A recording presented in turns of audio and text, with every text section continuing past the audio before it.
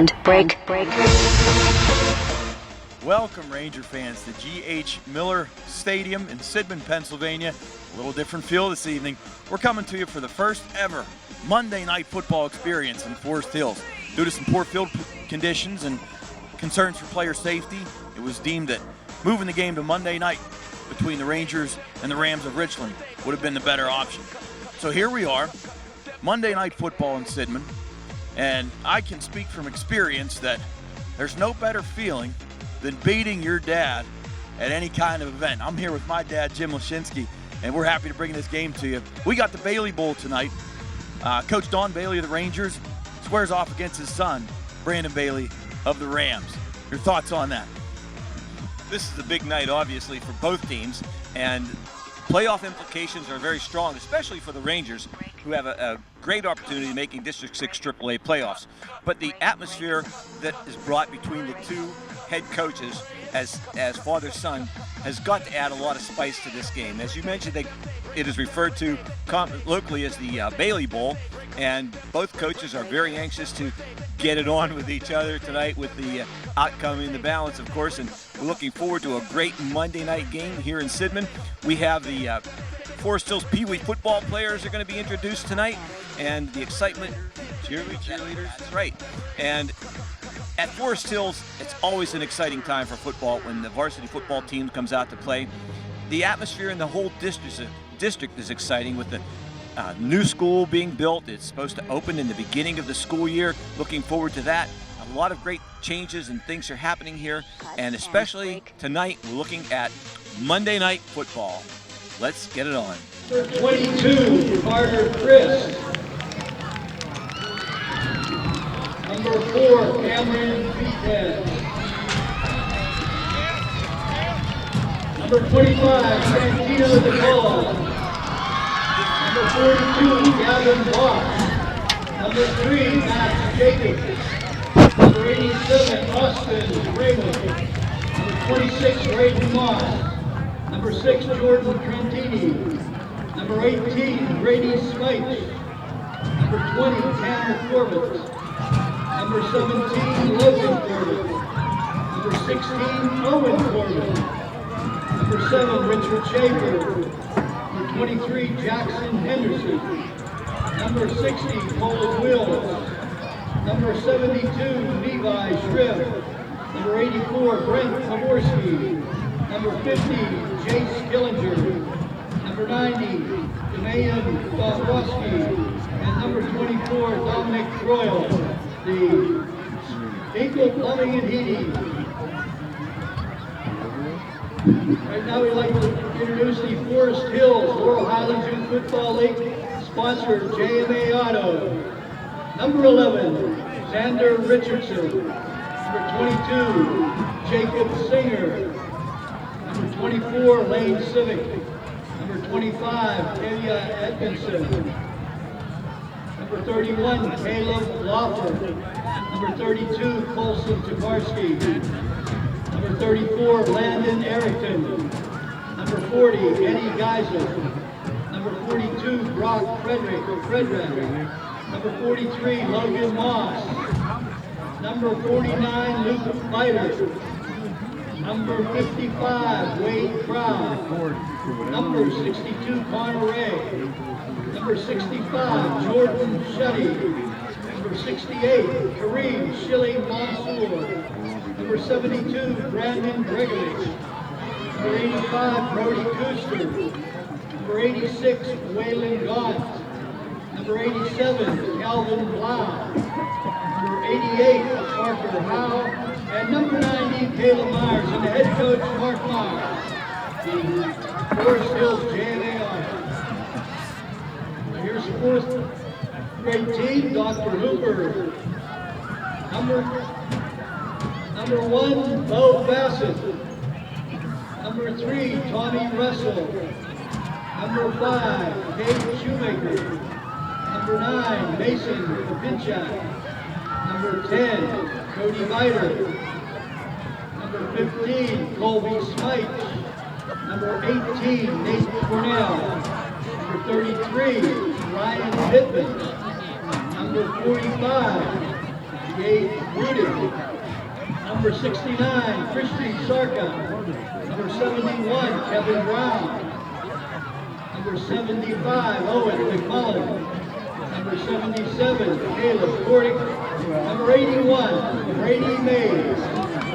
Number 99, Jacob Gutsky. And Andrew Kugler. That's the Dr. Hooper team, and the coach is Joel Shoemaker. The 5th grade team, the board is Bears. Number 5, Jake Poliak. Number 9, Caleb Micklick. Number 11, Dallas Gutsky. Number 15, Callan Bookman. Number 34, TJ Carroll.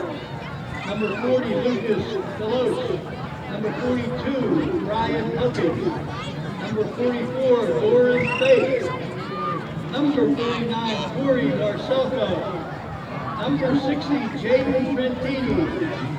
Number 65, Zachary Spizar. Number 71, Ethan Stropko. Number 86, Brady Nugent. Number 87, Sean Yatsky. And 99, Andy Chris, and the head coach of the Board of Bears, Bill Coble. And the 6th grade team, the Brookside Sportsman Club. Number 1, Dayton Mall. Number 22, Colin Gales. Number 25, John Gold. Number 32, Dominic Sattell. Number 33, Jonathan Boyer. Number 35, Michael Singer. Number 45, Matthew Rigby. Number 51, Bryce Johnson. 55, Michael Yesley. Number 64, I have them too. Doyle. Number 68, Alden Parsons. Number 72, Trevor Perkins. Number 75, Evan Brezovic. And number 81, Shane Hesser. And the head coach, Girlfriend said, that's your Jim sensors. And I said, this camera isn't even, what's a year old? She says, it's your sensors. I said, how much does that cost? She said, you have to buy a new body. Ryan Stringer. Abigail Wellwood. Rose Long. Charlie Ruffin. Kylie Coleman. Hot chocolate. Anna Wilbur. Elena Chernansky. Natalie Doyle. I know where I was. I've been here by now. Kennedy Cable. Lenny. Gabby Lowry. Bethany Linklater. Lakin Miller. Unless they want Taylor more Mandel. Amy Clark. Cal Brennan. Amy Chuck Logan. Katie Ball. Kendra Marcello. Vera Meyer. Justin Sawyer. Adam Webb. Ashley Crosby. Alina Meyer. Riley Ray. Hero Woodley. Lexus Schaefer. Esme Granny. And Pee-wee football cheerleader, Living York. Let's have a big hand for the players and cheerleaders. Youth Football League.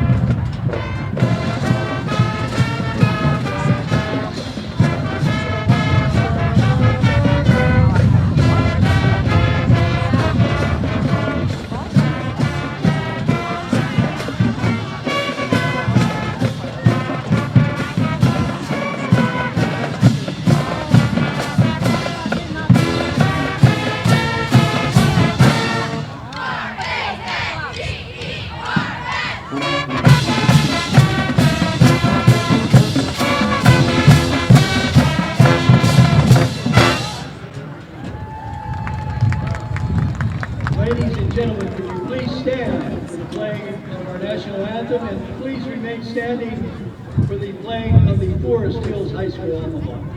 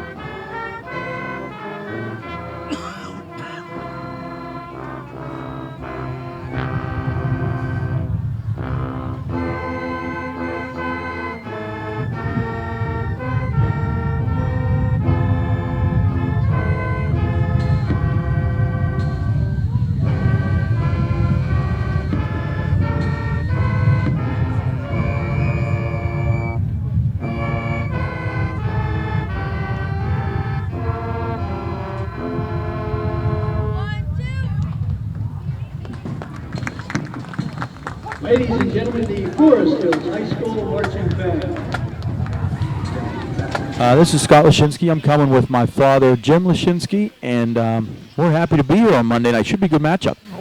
Right now we're looking at the Forest Hills ensemble of students. We have the band, we have the Pee Wee football players, cheerleaders, the color guard.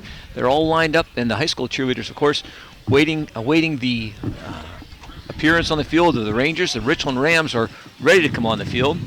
And as Scott mentioned, we're looking forward to a good matchup tonight on the unusual Monday night telecast. Tonight we have a little spice added to the regular football game as we have the Bailey Bowl. Forest Hills head coach Don Bailey is facing his son's team, the Richland Rams, he's the head coach, Brandon Bailey of the Rams. And speaking to both father and son today, separately, of course, on a night like this, we compared records and some different things. We'll be feeding you some information about that throughout the game. In their history, this is the 14th matchup between the two, and Forest Hills has the edge as, what was the record now, Scott? Well, there was some discrepancy there between father and son with some numbers. We don't want to squabble over a win or loss here or there, I guess, but according to Coach Brandon Bailey, he was 2-9, and I believe his father said he was 11-2. Something like that. Yeah, well, here come the Rangers. There they come, Monday night. Tearing through the band and the cheerleaders. Through the white sign. This is always an exciting time for the little guys, too, who line the field. The future, perhaps, of the Forest Hills Ranger football teams when the little guys come out from their Pee Wee football games, and they line the field tonight, and they're excited to slap hands with the big boys as they come out, ready for... It's very cool. Well, I'll tell you what, Jim and Scott, I just got chills. Yeah. And I don't know if it's because of the cold weather I was gonna say, I think or because of the Rangers coming onto the field, but I'm telling you, I just got chills. Always a neat experience, and seeing the little guys there, that's how a program is built. You don't sustain the kind of success Forest Hills has done that without growing them early and teaching them right from the beginning, and our feeder programs through help of great volunteer coaches along the way. one thing leads to another until they get to run onto this field themselves. The referee and the officials are going to the center of the field for the toss of the coin. Captains are lining up.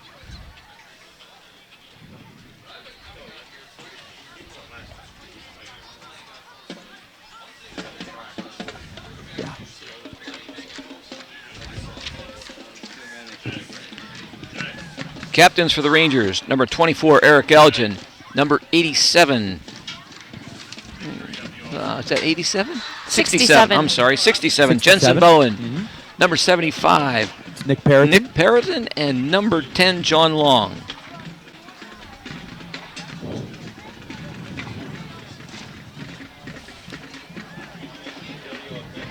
For Richland, out at midfield, number 21 is Brady Thomas. Number 51 is Brandon Donald. Number 54 is Jacob Horsley. And there's one more. Sorry, I can't see his number right now. As you also see that on the field, we have both teams lined up at the hash. This is something that is normally prohibited by the PIAA. The Laurel Highlands Conference has gotten a special exemption to show sportsmanship, and the teams will meet at the center of the field and shake hands. Forest Hills won the toss. They have deferred to the second half. Richland will take the ball to begin the game at the west end zone. I'm sorry, the east end zone. The fourth and final captain, from Richland that I didn't name is Kobe Bailey. That's Coach Brandon Bailey's son. He's only a freshman. Came out to take part in the festivities at midfield today. Big boy, 6'2". About 185. Play some tight end, some linebacker for him.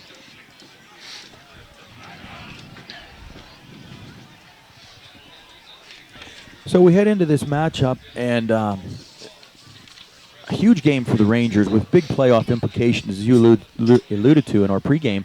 And we sit at 4-4 right now, dead even, with 2 games to play.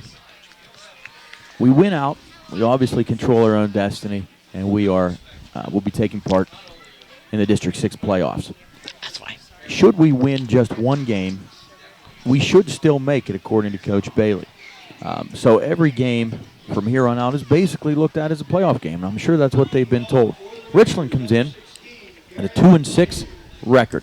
And we'll go over some of their previous games and scores. They've been in a lot of tough battles this year. Make no mistake, they're a good football team. Both teams have been fighting adversity this year. Both teams start generally 2 seniors. One on offense, one on defense for the Rangers. Many times the Rangers are out with a total underclass lineup. Both teams have suffered injuries this year, especially the Rams. The Rams are heavily injured, and Mr. Brandon Bailey told us that they were in the area of 15 to 17 kids that were on the sidelines who will not be playing tonight because of injury. And we're underway with the kickoff.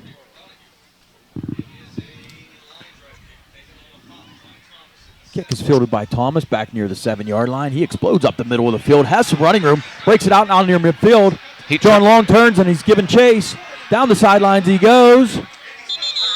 John Long nails him at the 24-yard line. What a tremendous return by the Richland Rams. What a start. Number 21. That is Brady Thomas, and he found a crease in the middle. And boy, he found another gear, didn't he? Only 5'6", 155-pound wide receiver defensive back. He got that ball and found a hole up the middle, cut right to the sidelines. He actually spun John Long around, but John did not quit. Caught him at the 24, 1st and 10.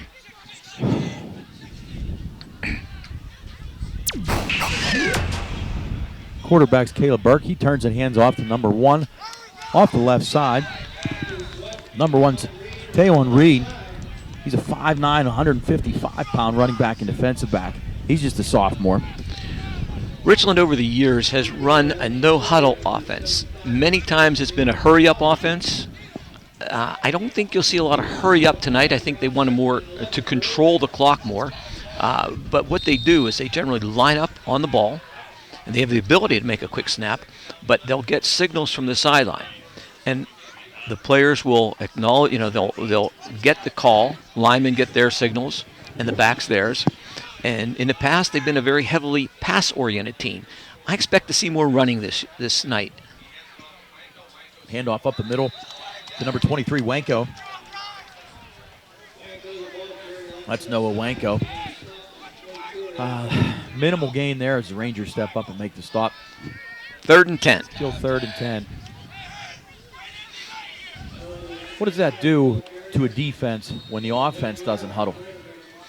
Well, sometimes it limits a substitution on the defense because they're waiting to see if they're going to change personnel, and the defense has to make their call early.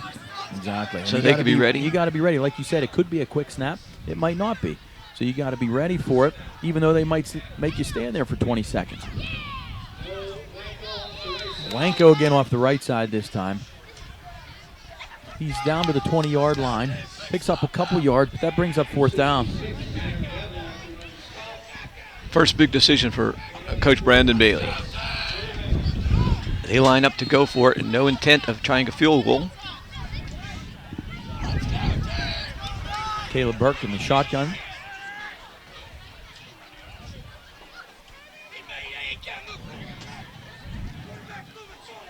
You're wondering if they're going to make an attempt to draw for Stills offsides. That would be very close to a 1st down yardage. Yes. With a 5-yard penalty. Timeout's called then by Coach Brandon Bailey on the far sideline. I think they did exactly that, trying to get the Rangers to jump, which may or may not have resulted in a 1st down. Would have been very close. First timeout taken early here in the 1st quarter.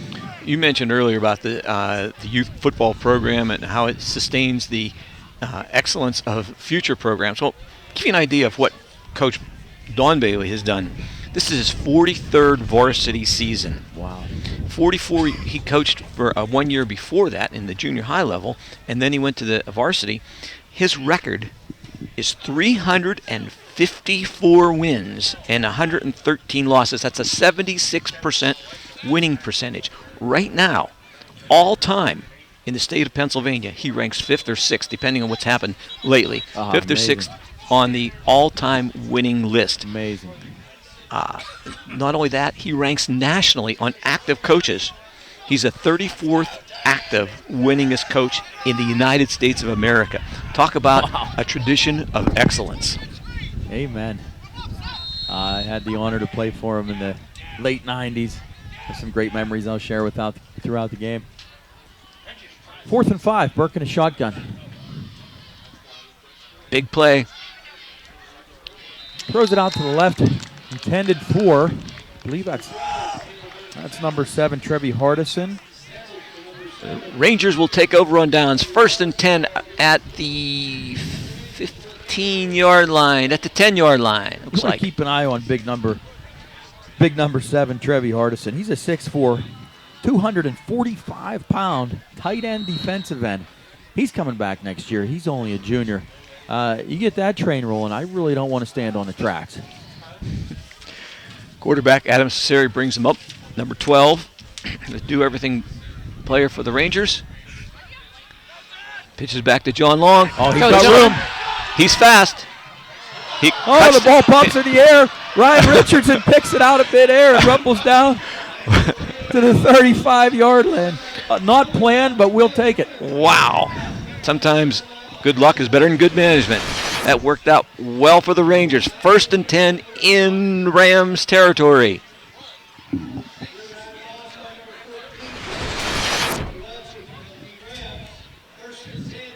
Great job by that offensive line at the beginning of that play. Opened a really nice hole for John to run through. And when he got some room, he cut to the left and sort of bobbled the ball, I think, as a switching hands.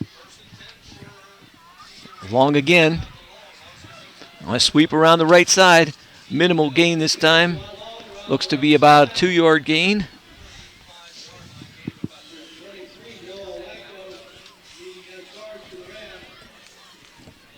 You know, you said that you played for Coach Bailey in the 90s and had some fond memories. My memories of Coach Bailey aren't so fond of with me. I played against him in high school. Oh, I thought you were going to say when you were wearing the stripes and he No, was coaching. oh no, that's You might have had some bad memories of him then. He's been known to disagree once or twice with the Zebras. Fake pitch to the right. Adam reverses his field, comes back to left, puts on a great move. Now a stiff arm. He's a tough guy to bring down. All the way to the 20-yard line. That's a Ranger first down.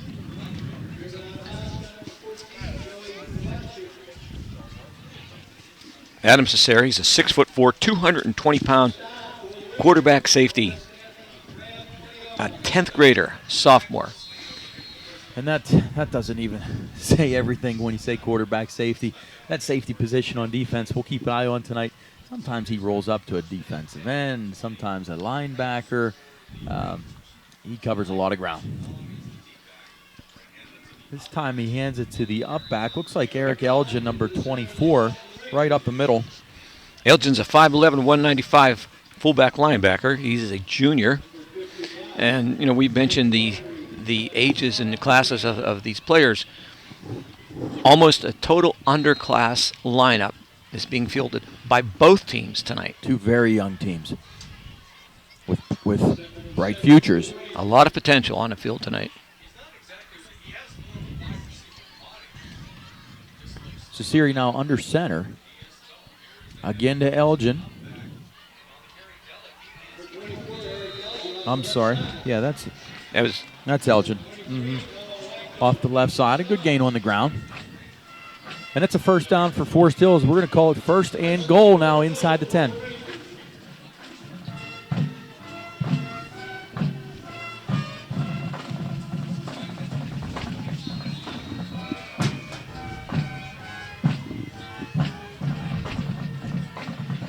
Nick Perriton's the center.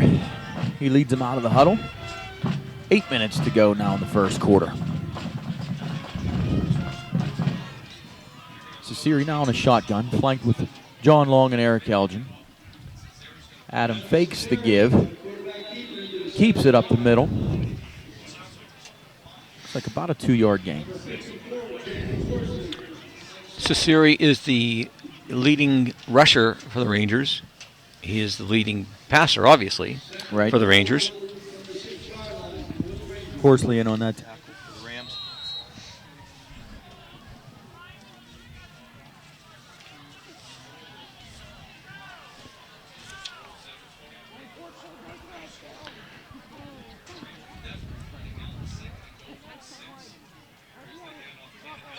Up the middle, Eric Elgin. The line's pushing forward, very close to the goal line. Looks to be stopped around the 2-yard line. Checking those stats, I have Eric Elgin. I don't know. I'll have to check and see when they were updated as currently our leading rusher. Oh, that could be. But it's close. They both typically put up a lot of yards on the ground, as the Rangers as a team average about 145 yards on the ground. Very similar to the Richland Rams. We talked about them being notoriously a passing team. Statistics show this year they've done the majority of their damage on the ground. It's 3rd and 2. Adam keeps it himself. We're pushing forward. The line's trying to push him. No signal yet. We had some preliminary signals from players, but that typically doesn't count. Waiting for the men in the stripes to put their hands up, and they're signaling that he's short. Fist up in the air is 4th down. You know they're going to try it again here. 4th and 1. Knocking on heaven's door, you got to punch it in.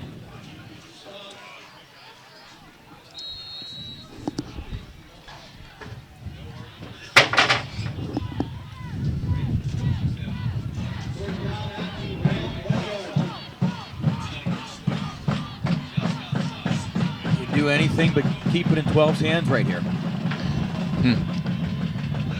He's lined up like he's going to go straight in. Nope. He turns the hand off. Hands it off to John Long. He's met at the goal line, and he is he's in. He's in for a touchdown. Yes. Very close. Long drive starting around the 20-yard line, the 10-yard line, I believe, for Forest Hills. A 90-yard drive with 5 minutes and 41 seconds on the clock. 6-0 Rangers. Got a big, strong guy in Adam. Eric Elgin, a big, strong guy, and he got the quickness in the backfield. And maybe the Rams expecting one of the bigger guys to get the carry down there in the goal line. It was John Long that showed his toughness as he bowled his way into the end zone. We're going for 2. Cesari pitches back to Elgin. Elgin throws it then into the end zone. A little trickeration there from Coach Bailey. Ball falls incomplete. Pass intended for Garrett Donahue. Falls incomplete in the back of the end zone. 5:41 to go in the game. Rangers are up 6-0. A long sustained drive after that opening kickoff return by the Rams, which put the ball in very good shape for the Rams, but they were unable to convert a first down.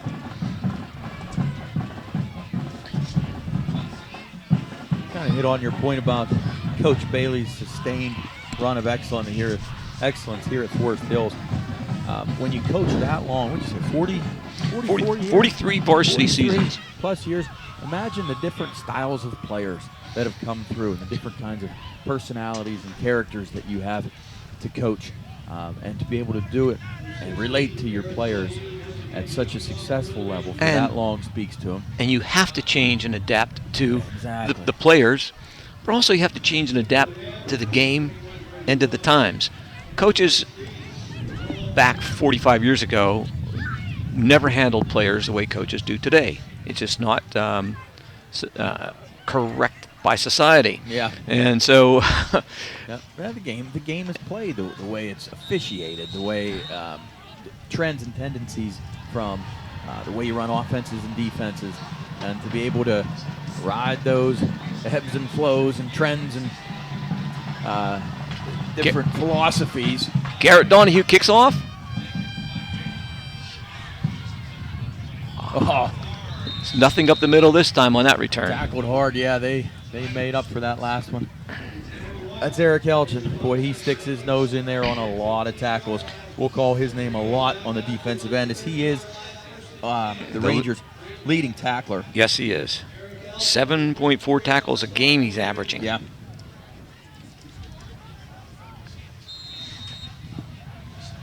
Once again, Richland comes out in spread formation. Red formation, no huddle. Burke looks to his coach.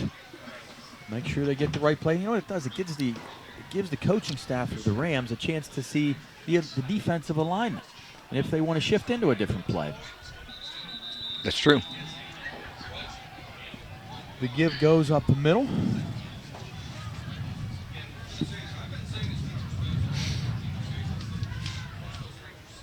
That's number 10, Ethan Dabbs.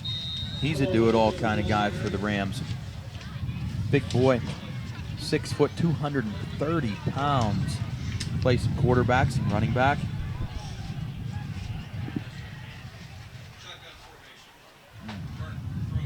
Burke throws out to the left.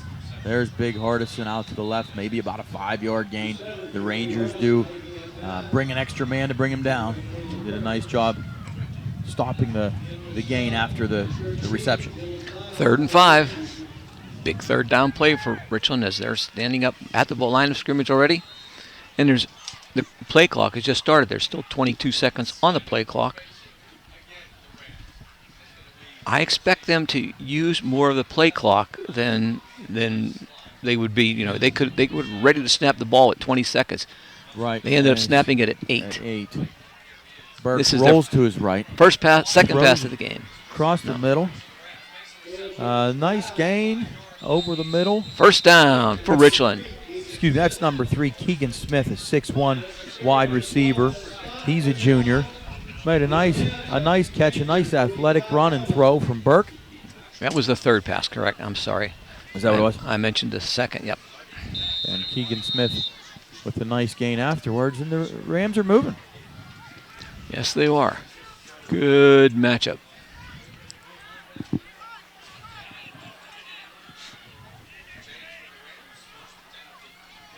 Burke turns, hands to Dabbs straight up the middle.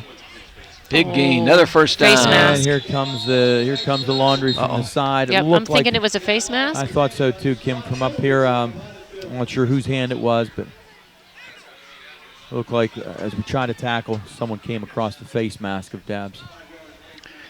That's only a 5-yard face mask. They had the hands on the face mask, did not grasp and pull.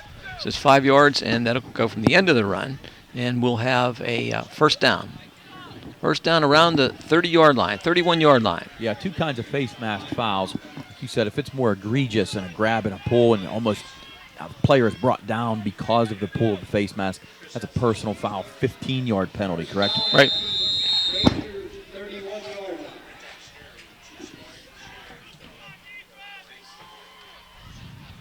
Dabs again up the middle.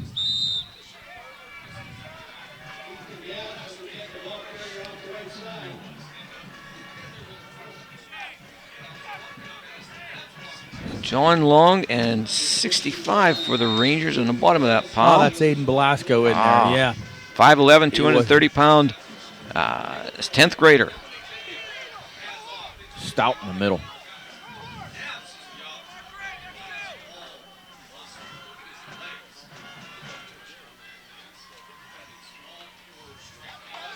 Burke now off to the right. Dances for a very minimal gain. Nick Perriton with the stop for the Rangers. Now this year, there's a new alignment in the state with the classifications of teams, and the Rangers are AAA. In AAA in District 6, 6 teams make the playoffs. In Richland is AA, and 8 teams make the playoffs. Yeah. So it looks as though Forest Hills controls its own destiny. Richland would have to have a whole lot of things happen favorably for them to make the playoffs. Whole lot. Burke rolls to his left now, trying to throw back against the grain. Just kind of throws it into the ground.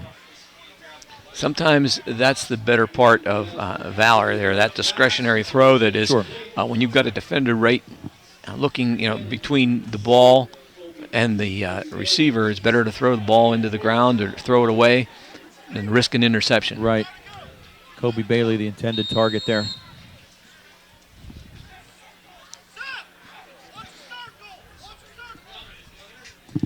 Okay, so it's 4th and 7 with the ball on the 28-yard line. It's typical 4-down territory here. It's a really tough kick for a high school kicker. And punt wouldn't net you too much, so Coach Brandon Bailey's going to roll the dice. Burke comes around back to the right. Boy, he's got room. Hit out of bounds by 24 Eric Elgin, but he faked to the left, came back to the right, and found some real estate for a first down. Scott and Jim, it's pretty neat down here on the sidelines, listening to the coaches, and right up to the snap of the ball, they're yelling things to these guys left and right. Obviously, you two have been there. Instruction, yeah. It's pretty neat. It is. There's so much that goes into every single play, and 11 guys on each side of the ball got to do a very specific job, and if one guy doesn't, everything is. Ooh, look at that. Oh, yeah. Nice play. Touchdown, Richland. That's number 14. Joey Kowalczyk from Richland. Yes, Joey Kowalczyk, 5'11", 160 pound. Wide receiver, just a 10th grader. Fake up into the middle, froze the linebacker, and freed him up. A nice pass. Good play for the Rams. Out to the left, and responding to the Rangers score with a great drive of their own, including a huge 4th down conversion. Rams are going to go for 2. Burke's in the shotgun. He'll throw back to his left. Looked like the Rangers had it read. Nick Perriton knew that play. Pick it up. And the ball was apparently thrown backwards as a lateral. Scrum for the ball. What can happen now in a 2-point conversion should the Rangers scoop that up?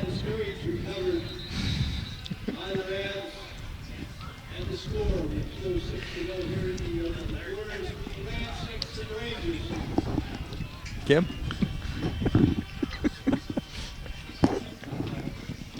So with 2:06 to go, Richland has tied up the game 6-6. And on a very, do we have a penalty on the play? Didn't see a signal, but it looks like they're set to replay the down, doesn't it? Yes. As the official head referee is explaining to Coach Bailey what went on.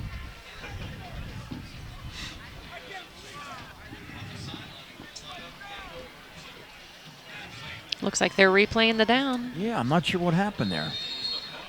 Mr. Bailey does not agree at all. Go figure. Politely disagreed. This time it's a quick slant off to the left. Look at the hands by the big guy. Big 2-point Number 7. conversion. Richland takes the lead. That's Trevi Hardison out there running quick slants from a wide out position. Again, the guy's 245 pounds. And he takes a quick slant. He's fleet of foot. He's got soft hands. Sort of like Gronk-esque, almost. A little bit. The guys down here on the sideline are saying, "Where was the flag? Where was the flag?" Okay, Kim. We didn't see a We flag. did not see one. No. Big turning point there. I want to try to get some clarification on what happened with that 2-point attempt. Essentially, it gave the Rams the lead. It's 8-6 now with just 2 minutes to go in the first.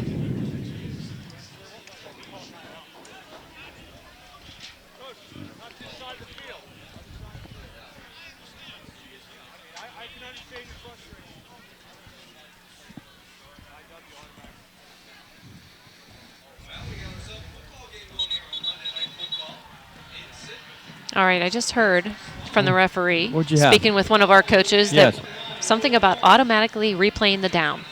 Does that help you guys out? We're going to need a little more information there, Kim, but that's good Okay, work. sorry, you I'm trying. savvy I'm news trying, hound. guys.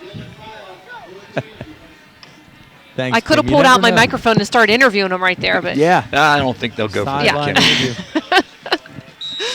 You know, earlier I said about my confrontations with Mr. Bailey Right, back as a in, player. As a player, they weren't so positive.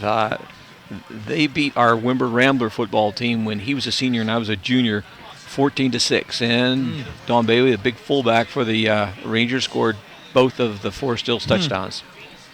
You remember the losses more than the wins, don't you? Yeah. Well, there were more of those for a while.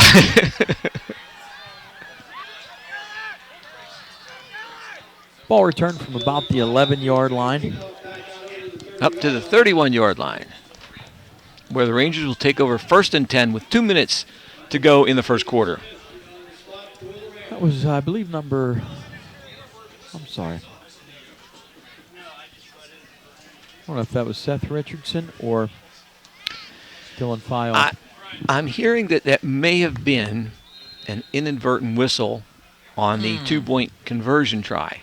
And if the ball was loose when that occurred, they're going to replay the down. And so that could have been the reasoning for the extra attempt, which could loom very huge. If that is indeed the case, it's a major error on the part of the officials in a crucial situation.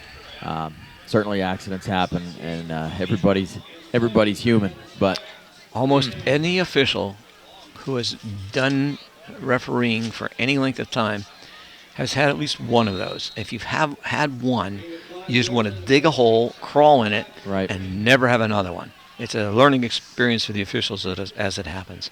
Okay, Cesare back under center. handoff again to Elgin, the up back. Again, John Long deep in the backfield. Eric Elgin, the up man in front. Several times now they've given it to that up back, number 24, Elgin. First down yardage. Yes, they've had some success there, and that one results in a first down.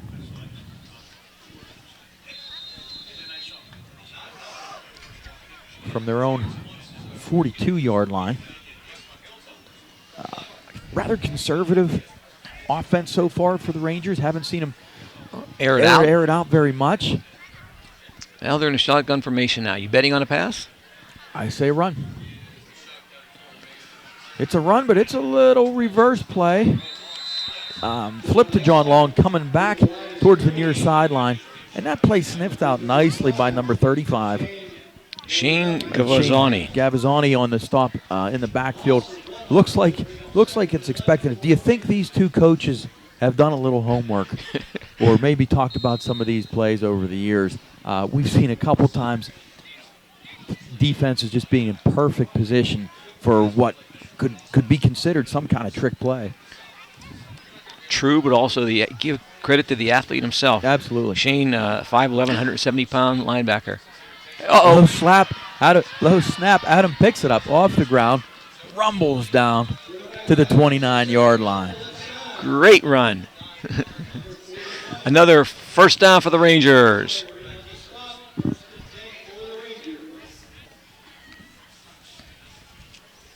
Wow, what a great play out of a bobbled snap there. Yeah, exactly, Kim. After what looked like could have been trouble, maybe makes the defense hesitate or take a false step one way or another. Adam takes advantage of it, hits the hole hard for a nice gain. That's going to wind us down to the end of the first quarter. We got a good ball game here on Monday Night Football in Ranger Country. Rangers trail 8-6. They're on the move.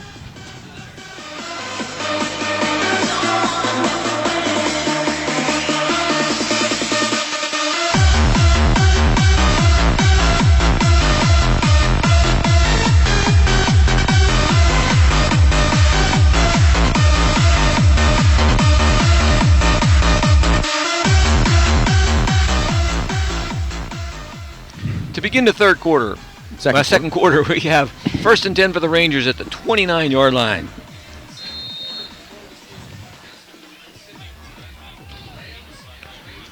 John Long is flanked wide out to the right. Yeah, you're going to see him all over the field. Backfield, wide out. Here he split wide. Handoff to Elgin. Coming across the formation. Good. Cuts it back up the middle. Nice gain. Tough yardage. Several Rams bring him down. It seems as though many times it's taken several Rams to bring down the hard-charging Elgin. Yeah, real tough runner. Keeps those legs moving. Strong kid.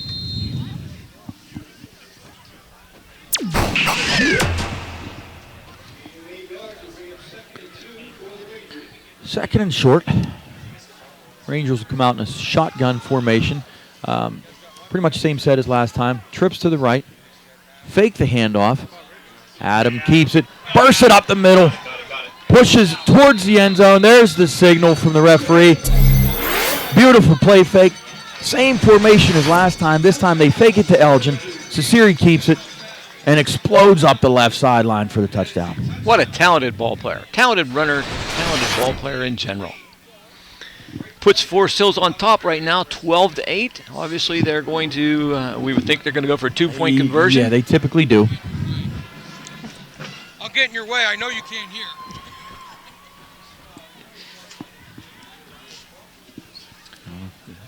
Twins out right, spread. Cesari Adam around keeps the it to end. the right. He's going to throw it. Oh, yes. Sweet. Looked like he was going to keep it. That's a little Tim A flag Tebow is on the jump play. pass. Flag is on the play. We have a flag on a 2-point conversion again. Wait for the official signal.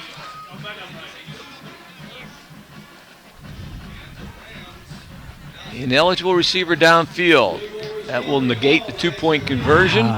They'll have to try it again. Tough for an offensive lineman there, and that's what that call is. Somebody not eligible to catch a ball has released downfield, and on a play like that where it looks like a run, they got to hold their blocks and not release out. Well, also you're leading your ball carrier downfield, so your tendency, you know, when Adam's rolling right, is you're going to take your block and try to drive him downfield somewhat. Adam takes a throw then instead of continuing on his run, and you're caught in no man's land.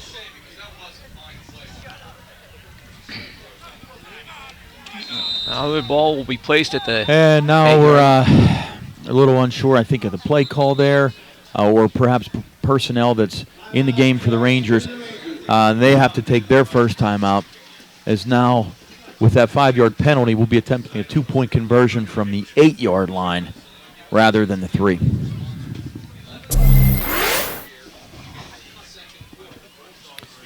Coach Bailey not real excited about taking that timeout. No, he was not happy. You think?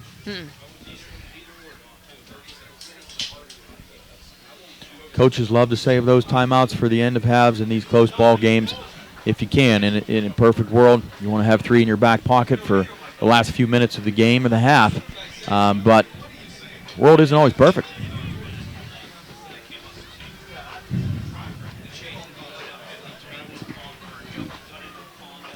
All right, Rangers have the play that they want now. Here come the Ram defense back on the field, and they have a chance, too, now to set their defensive alignment exactly the way they want it for this big conversion attempt.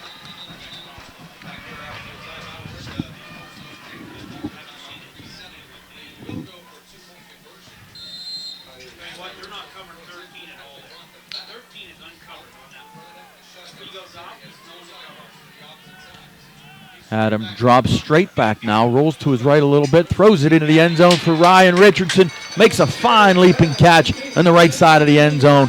So that timeout might have paid off in the long run. The Rangers get 2, take a 14-8 lead. Ryan Richardson, 6'3", 180-pound junior, wide receiver and safety. Great catch. Good Corner of the end zone. athlete, long, rangy kid, long legs, long arms, athletic, went up and got it. I'm going to get a little shot here of Mr. Joe Gironda. He's our AD. And if you'll notice, he is not texting his wife. He is actually on Twitter right now. He does an awesome job with keeping our really Forest Hills does. community informed on every single play. And not just here, at every sporting event that he can be at. You see Joe standing in that position a lot with that head down. He's not sulking. He's tweeting. That's right. We mentioned, obviously, the coaching battle along with the players, but the other coaches for the Rangers, their assistants are Bob Petrunik, Justin Myers, Cody Gallagher, Joe Carpenter, Anthony Brezovic, Ken Ashbrook, and Jason Toth. For Richland, besides head coach Brandon Bailey, we are there. He is assisted by Tyler Petro, Tim Koshu, Tim Reagan, Mike Sable, Ron Hobbs, Larry McCracken, Greg Seachek, Eber Verhosek, and Chris Rabley. I'm sorry. Okay, Rangers to kick off.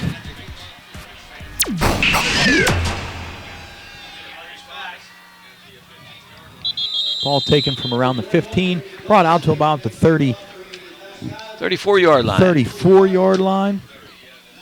That's number 21, Brady Thomas. Solid field position. 11:06 remaining in the second quarter. And let's see how Richland answers the drive by Forest Hills. Once again, no huddle. We get a good look. Trevi Hardison here lined up right next to our booth, covered by number 13. Run comes this way. That's number 1, Tion Reed. That was Dylan Fyock covering Hardison. Dylan Fyock goes about 150 pounds. 5'7", and Hardison, 6'4", 245. Yeah, that's a 95-pound difference.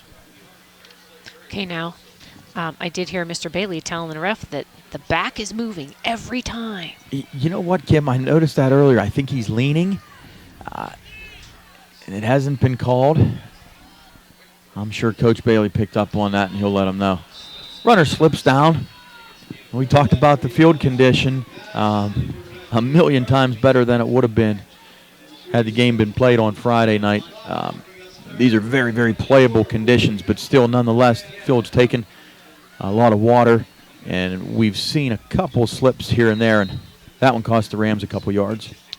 Coach Brandon Bailey said before the game that it is slick, and he's had some of his players slipping in pregame warm-ups, but that's a natural thing in the conditions that they're on with this field. It's the end of October in Pennsylvania. We're playing on grass. There's a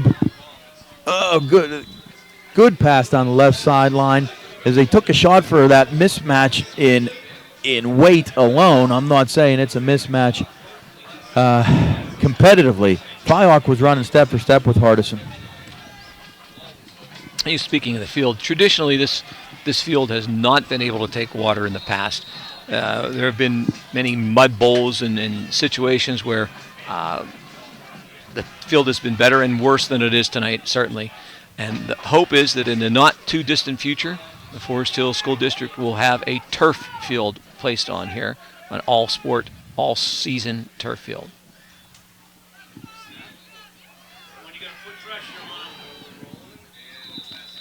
Burke rolls to his right, throws it incomplete, ball low. Was chased out of the pocket. Little pressure there put on by 75, Nick Perriton. And that was a fourth down play. Forest Hills takes over now. But that was an interesting call. Interesting yeah, call, we didn't touch on least. that. Maybe he saw something. Coach Brandon Bailey saw something he liked. Maybe you're just thinking, we got to be aggressive and win this game with slim to none as far as playoff hopes go, why not roll the dice? Our record is 2-6. Let's do everything we can to make a statement here. Right. Don't leave any bullets in the gun, as they say. Cesari back to pass. Play fakes, rolls to his Gets a good right, block. throws down the middle.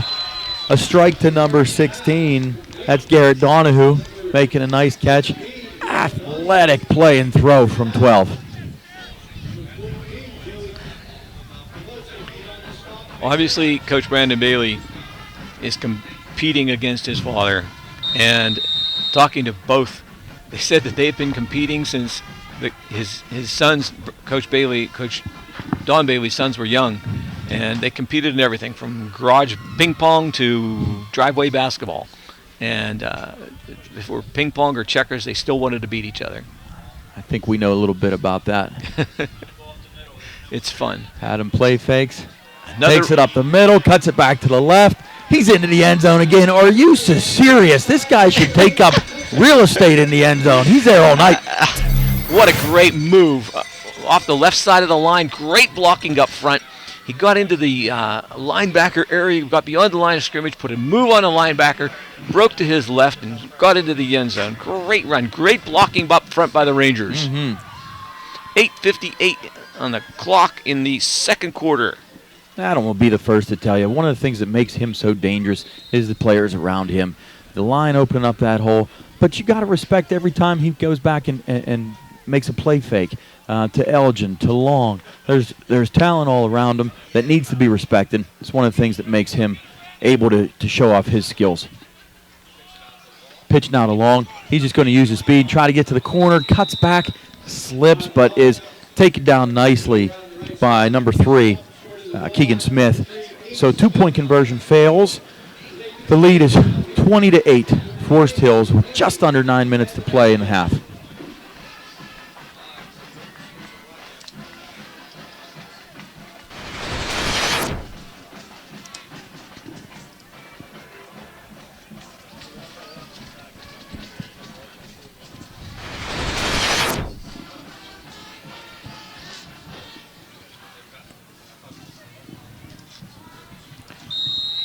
Donahue had a nice catch on that drive. He also does the kicking for the Rangers.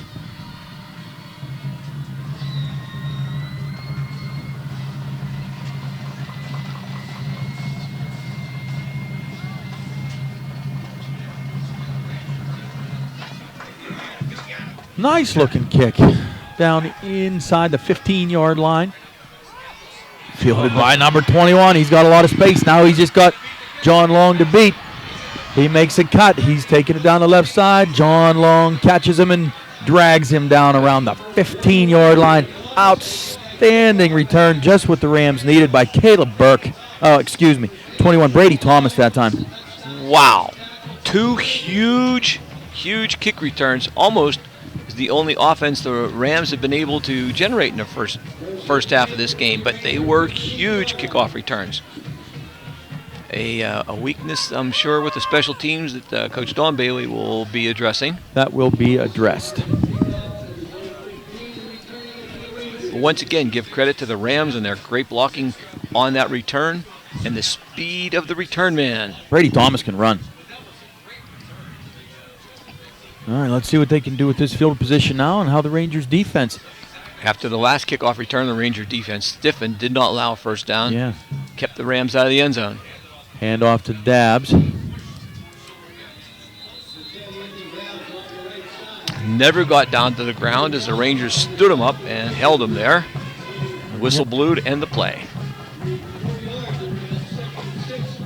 Yep, Met shoulder pads to shoulder pads, and then a host of Rangers came to make sure there were no more yardage gained.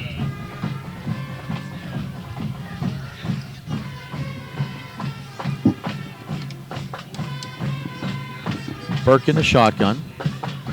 Has Dabbs on his right. Kind of a read option. Fakes it to Dabbs. Keeps it himself. Off right tackle for about 4? 3? We'll be looking at I'm sorry. third down and about a 6-yard gain that time. about 3 to go.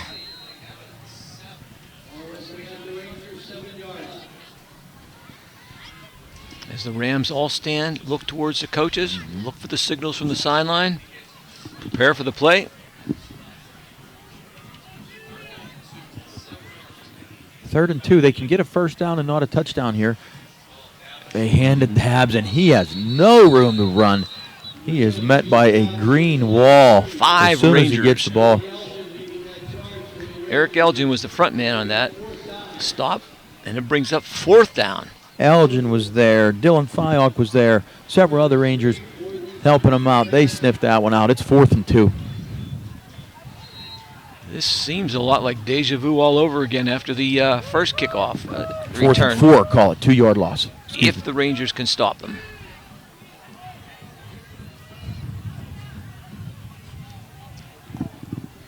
Yeah, big play in this football game. Ooh. Burke rolls to his right, looking. Throws back to the end zone.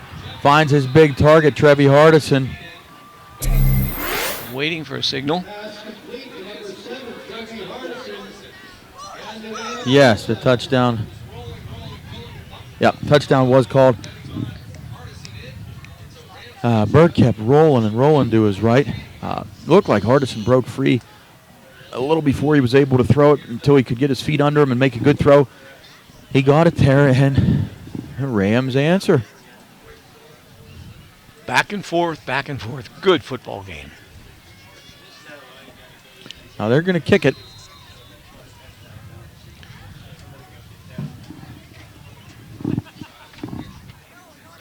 On to try the attempt is number 90, Adam Petula. The kick is good. That Kick is cuts good. the lead to 20 to 15. 20 to 15. And now a 6-point score. One possession, 6-point score. Put him ahead. So that was a big extra point. Yes, indeed, a 5-point game.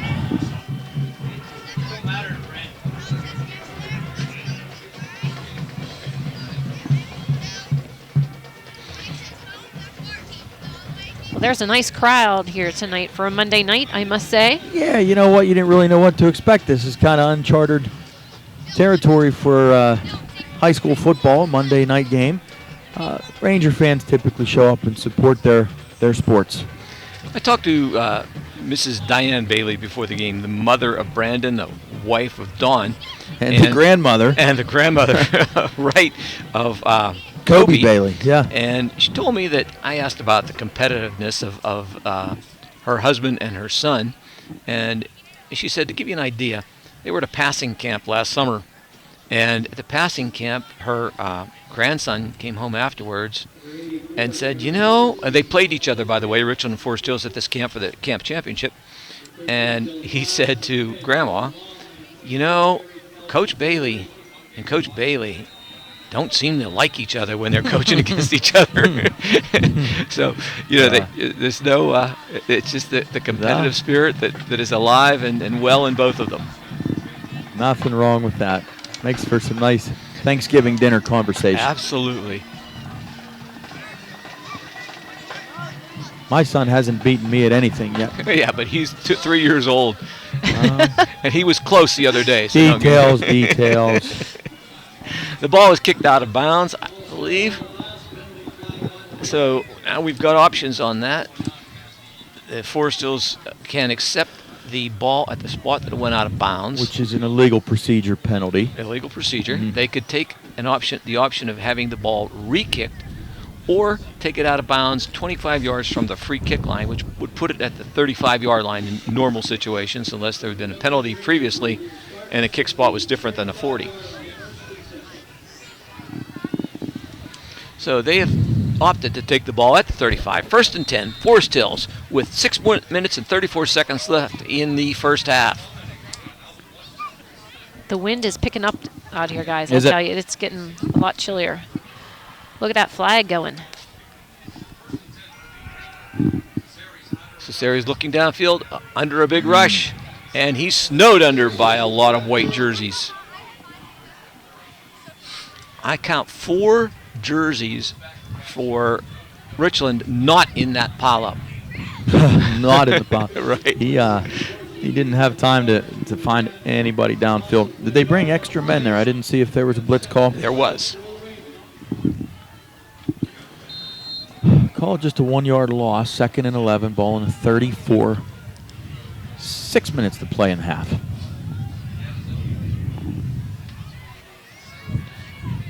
Adam has Long on his right, Elgin on his left, fakes to Elgin, runs left, stiff arm to number 35, and he's dragged down after a gain of about 5.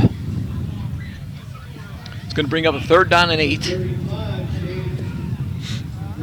They're at the 36-yard line, 37-yard line.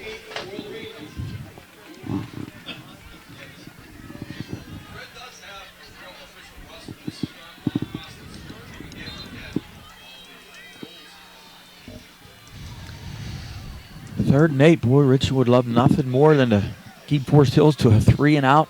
After they scored, if that's the case, you'd have to say momentum has swung their way. But the Rangers fake a handoff. Adam takes a deep shot, finds Donahue, racing down the middle of the field. Great hands, great run after the catch. Big gain for the Rangers down to the 20. 1st and 10 at the 20-yard line. Big play. Well, Garrett Donahue has found some room in the center of that Richland defense. That's 2 big gashing gains. Donahue's 6'1", 170-pound wide receiver defensive back. He is a senior. I'll tell you what, put a circle around that play. That's 3rd and 8. The Rams just score, on the verge of getting the ball back. Even if the Rangers don't score here, just to flip the field position on a play like that, that's big. John Long.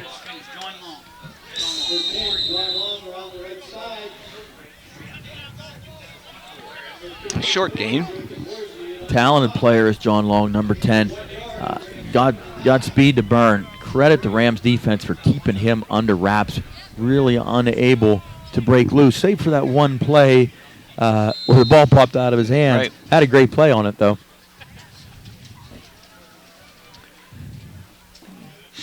Generously give him a 2-yard gain on that, and it's 2nd and 8.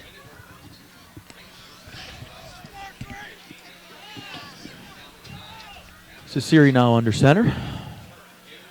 Fake to Long. Drops wide back. Open. Is that Ryan Richardson? Ryan Richardson. Yes, it is. Wide open. Great play fake. It's like we were saying before. You got to respect every option. These Rangers are deep and talented at the skill position, not to mention young. Richardson started off on the right side of the line, came across the middle.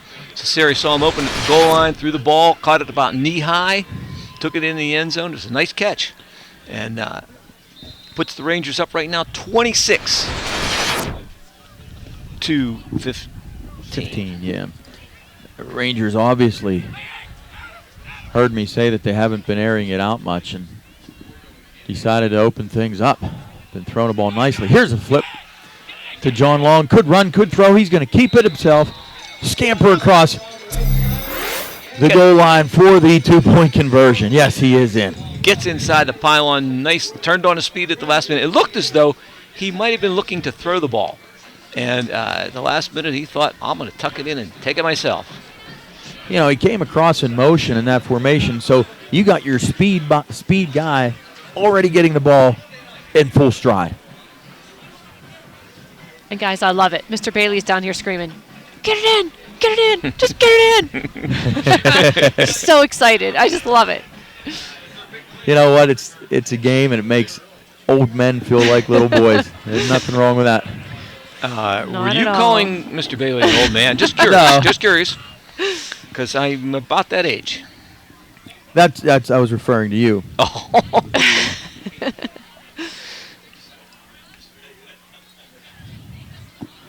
And here we are, about to kick it off again. Now, this is where the Rams have had the most success of the night as far as big plays go. Brady Thomas has gashed this Rangers kickoff coverage unit for a couple really, really nice returns. It's a strong unit that the Rams bring out here. And we'll see if the Rangers can shore up the problem. I wouldn't be surprised to see a different type of kick. Well, we got a different kicker. That's one thing. That's right. Adam Cesare is teeing up the ball. But I wouldn't be surprised to see a dribbler, perhaps, a squib-type kick, or a low-line driver. That's a good call. Oh, man, we got a favorable bounce as the ball checked up before going out of bounds. Wow. And then he snowed under at the 20-yard line. That ball moves 2 feet to the right. It's out of bounds and a legal procedure penalty. Instead, the ball just kind of checked up on this questionable turf. Maybe helped us out on that play. And the ball's right at the 20-yard line. That's a 15-yard difference for the Rams. Had the ball rolled 2 more yards or another yard and a half and gotten out of bounds. But clearly the plan was to keep it away from Thomas there, as you said, with a different kind of kick.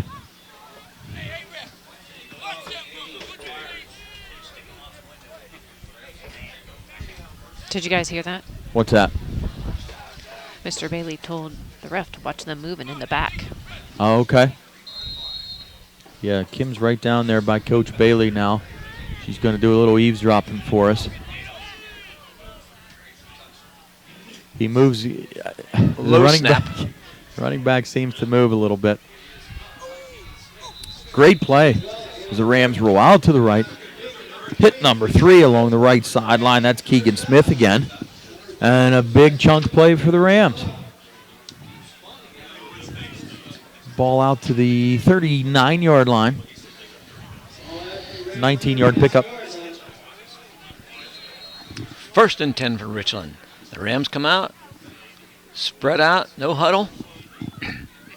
Rolling this way, rolling to the left. Rolling to his left, throwing back against his body. Tough play. Nice play Way by to cover Cesare. some ground.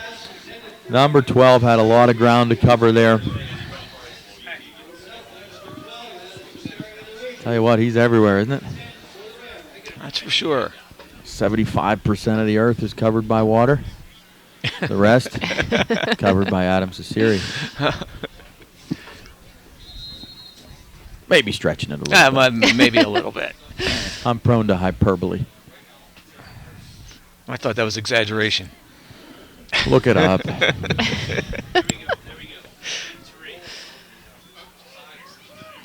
Quarterback draw. Yeah, that ball came out, didn't it? And Burke was able to fall on it and recover his own fumble after a gain of 2.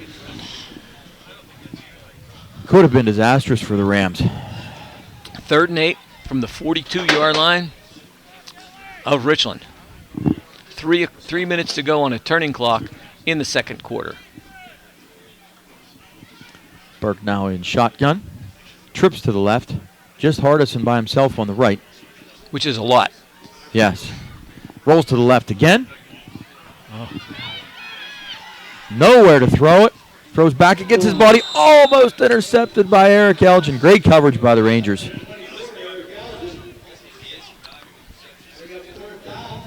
A lot of pressure put on the quarterback by Nick Parrott, number 75. He launched himself as the ball was being thrown and put a hit on the quarterback as he was throwing the ball. Yeah, you saw the ball came out funny there, didn't it? Yes, it did. And then helped him back up. That's twice now I've seen Nice. that. I love the good sportsmanship. 2 plays in a row.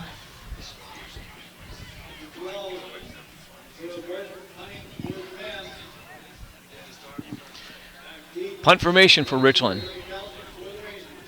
They don't want to give Forest Hills the ball at their own 40-yard line, at the Richland 40-yard line. Yeah, got to kick it away. 2 minutes and 40 seconds to go in this first half. A high snap, over his head.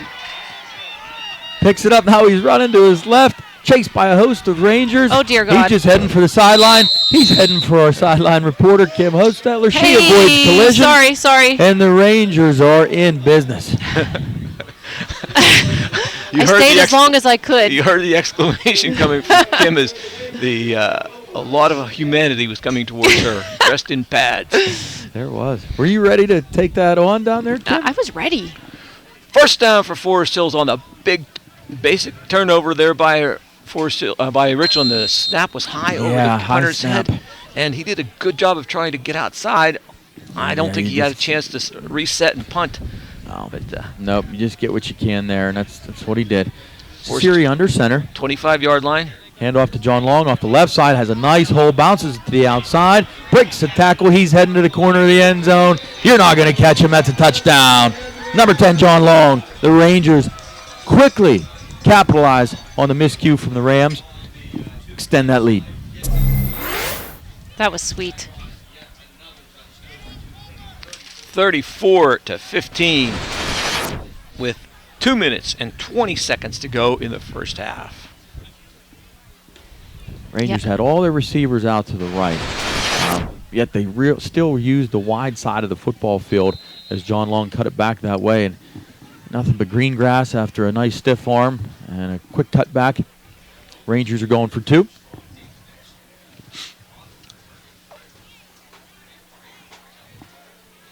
Siri under center with just Elgin in his backfield. Quick pass this time. Yes, finds Ryan Richardson again for the 2-point conversion.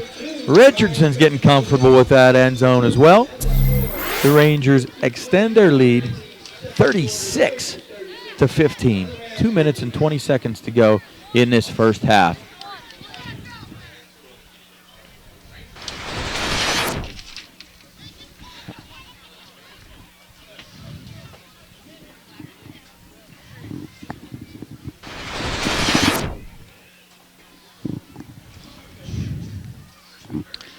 Siri once again is going to be given the ball by the official for the kickoff, and I wonder if we'll see the same type of kick. Line drive, keep it out of the return specialist for Richland. Keep an eye on 21 Thomas. He is on the Rangers' right as you look down to the kick return team for Richland. Do they identify that? Kick to the left. Do they squib it again? Here it comes. It's a squib kick, just a little roller here. And the Rams pounce on it at the 40-yard line. Boy, they're really showing some respect for what Thomas has done to them on this kickoff. Zach Vogelsberger covered that ball at the 40-yard line. Vogelsberger is a 5'11", 170-pound sophomore. There are a lot of underclassmen, as we said, for both teams playing, which bodes well for the future for both programs. Yeah, it certainly does. You can envision this game next year being played out in Ram Country, being perhaps an important Laurel Highlands contest.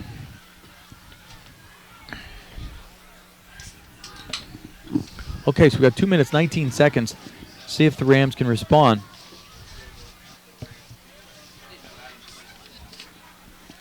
Burke rolls out to his right, being chased by Perriton again. Lofts a nice ball downfield intended for number 14.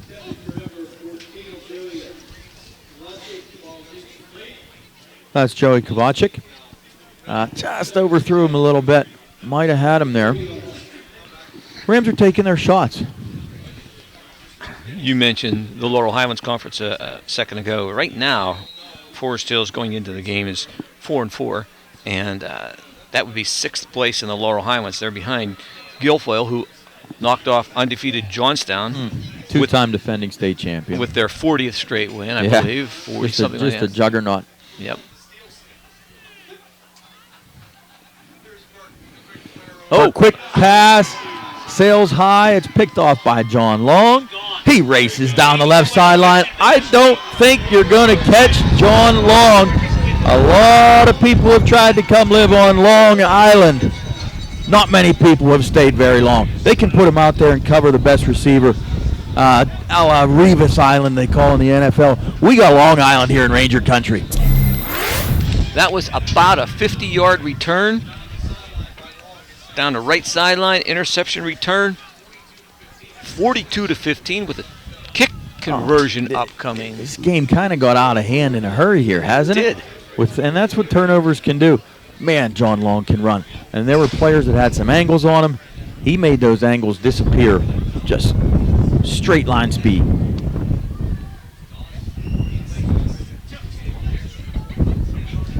Rangers going to attempt an extra point.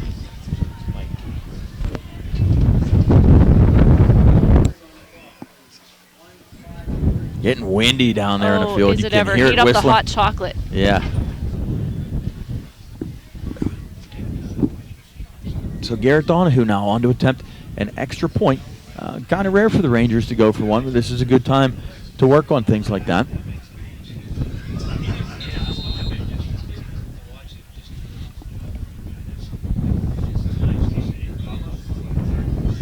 Kicks up and it's true.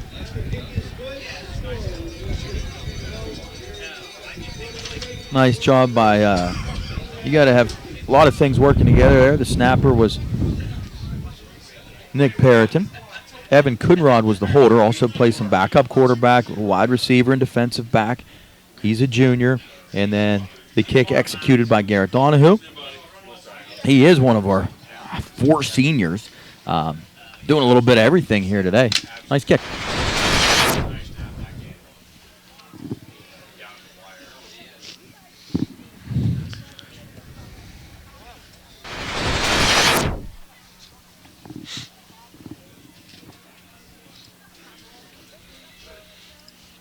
There's Mr. Gironda.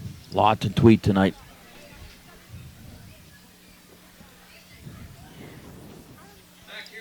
His poor hands have to be freezing. He needs those special gloves. Yeah. Keep those thumbs busy, Rangers. So we've got 1:53 remaining here in the first half. 43-15, big Ranger lead. Once again, Ciceri tees up the ball for the kickoff.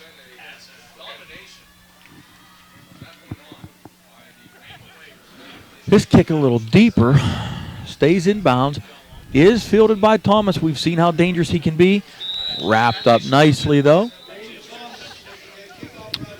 Takes it to the 28-yard line from the 12. We've got a 16-yard return. Clayton McVicker in there on it. I want to give him credit coming down on special teams, making a tackle on a guy that's been giving us fits today. What do you see down there, Kim? Yeah, when he came off the field, he said, McVicker! Did he? Yeah. Nothing better than hearing your coaches yell your name in a positive way. Ball on the ground again for the Rams. Ball is skipped out to Hardison. Incomplete.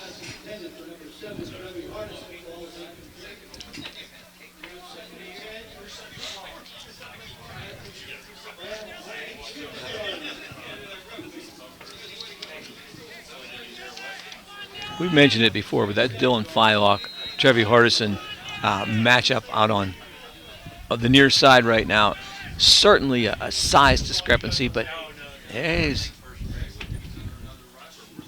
good coverage. Nice arm downfield to Thomas. Ball. That ball covered a lot of ground in the air as he ran to his right. Richland, they got to take their shots, and just missing on a couple of them. Give the Rangers credit, though. Good coverage back there in the secondary also. There's Ryan Richardson back there. Looks like he's alongside his brother Seth, helping out in the secondary here.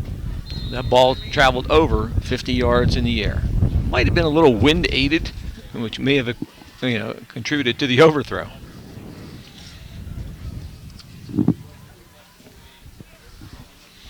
Yeah, you look down at Old Glory. She's pretty stiff right now. That wind's been kicking up pretty good.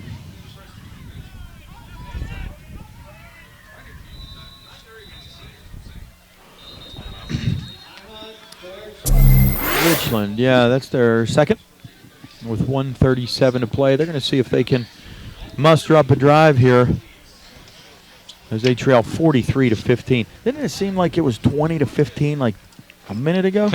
It was. Man, the Rangers have made some huge plays in a short amount of time. With 6 minutes and 34 seconds to go in the second quarter, Richland scored on a Trevi Hardison reception to make it 20-15. So in the past 6 minutes of what you got, baby, 4 minutes on the clock, Forest Hills extended the lead from 20-15 to 43-15. 23 unanswered.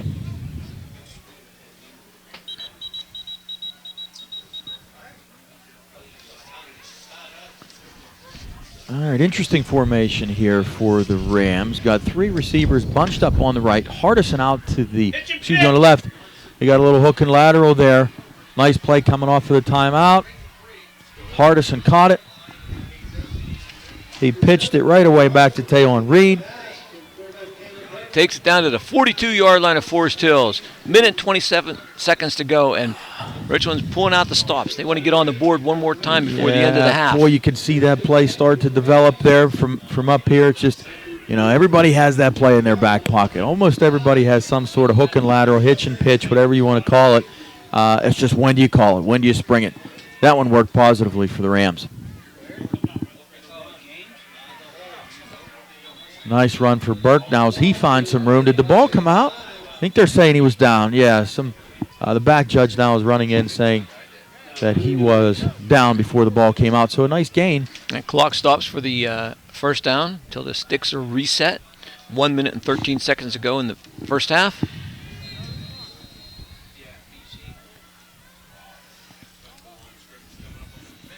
Now the ball's out. And Burke slips down after he recovered his own fumble. Trouble on the exchange. In the backfield there was 67. Jensen Bowen making things tough back there. Big, long second down. Second, I'm going to say about 18. Timeout on the field. That's Richland's third and final timeout of the half. Forest Hills has put up 43 points in this first half. The most points they've scored this year was in a 53-6 win against Bishop Carroll. And Bishop Carroll is having a difficult time this year. They're very young and inexperienced, and they've been taking their lumps, but they were able to score 53 on Bishop Carroll. And now we have 43 already in the first half against Richland.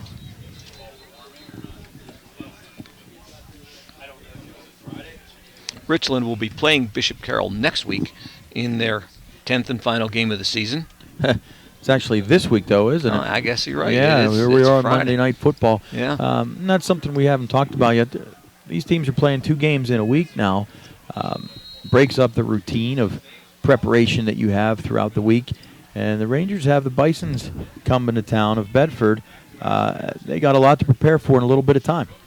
Pass out to the right. Big gain. Nice play for the Rams. It's hard to see if they got the first down from where the ball was spotted. No, they're short. Still short. But he did get out of bounds, stopping the clock, 51.8 seconds to go.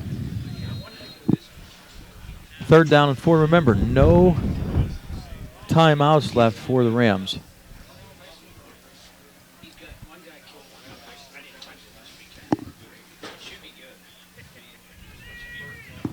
Uh-oh. Throw to Hardison. He's rumbling. Hit hard by Eric Elgin. And Hardison went down. I was wondering when they were going to try to take more advantage of that matchup of Hardison and Fyock. Fyock has been doing a great job of covering him. But if Hardison can get his hands on the ball, it's just tough to bring down that size when you're the size of Fyock. We have a Ram down in the field. Unfortunately, Hardison stayed down after that tackle, and he's hurting now. Down around the 10-yard line. I sure hope everything's okay. That stops the clock with 45 seconds to go.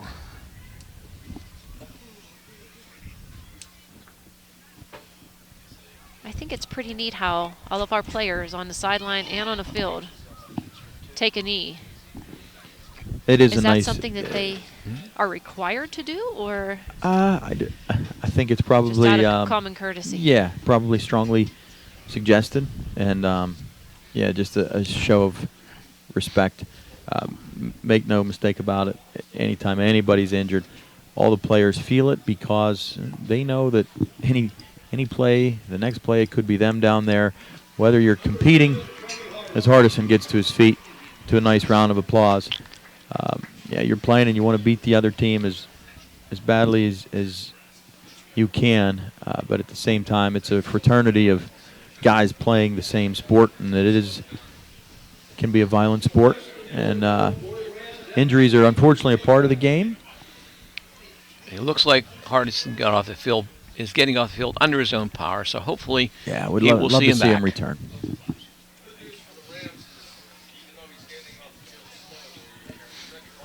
Okay, back to live action. 45 seconds on the clock. The referee will start the clock. The result of that play was a first down, so the Rams are in business at the 10-yard line. Burke rolls to his right, looking towards the back of the end zone, has time. Throws it now incomplete. Was it? No, that's intercepted by the Rangers on a tip ball intended for Thomas. Another turnover. I didn't see the Ranger. Seth Richardson, number 2. Ryan Richardson. That's Ryan. There's a couple Richardsons running around back there. Was it Ryan that got it?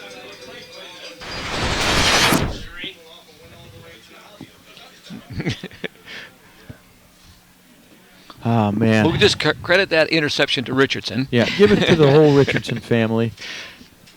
And that puts Forest Hills in business. 1st and 10 at the 20. I'll bet they take in the end they do.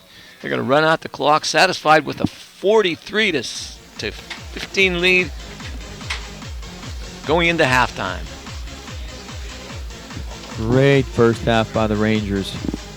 Save for maybe a couple hiccups on the kickoff coverage unit. I mean, it is a very complete half, offensive and defensively, for the Rangers.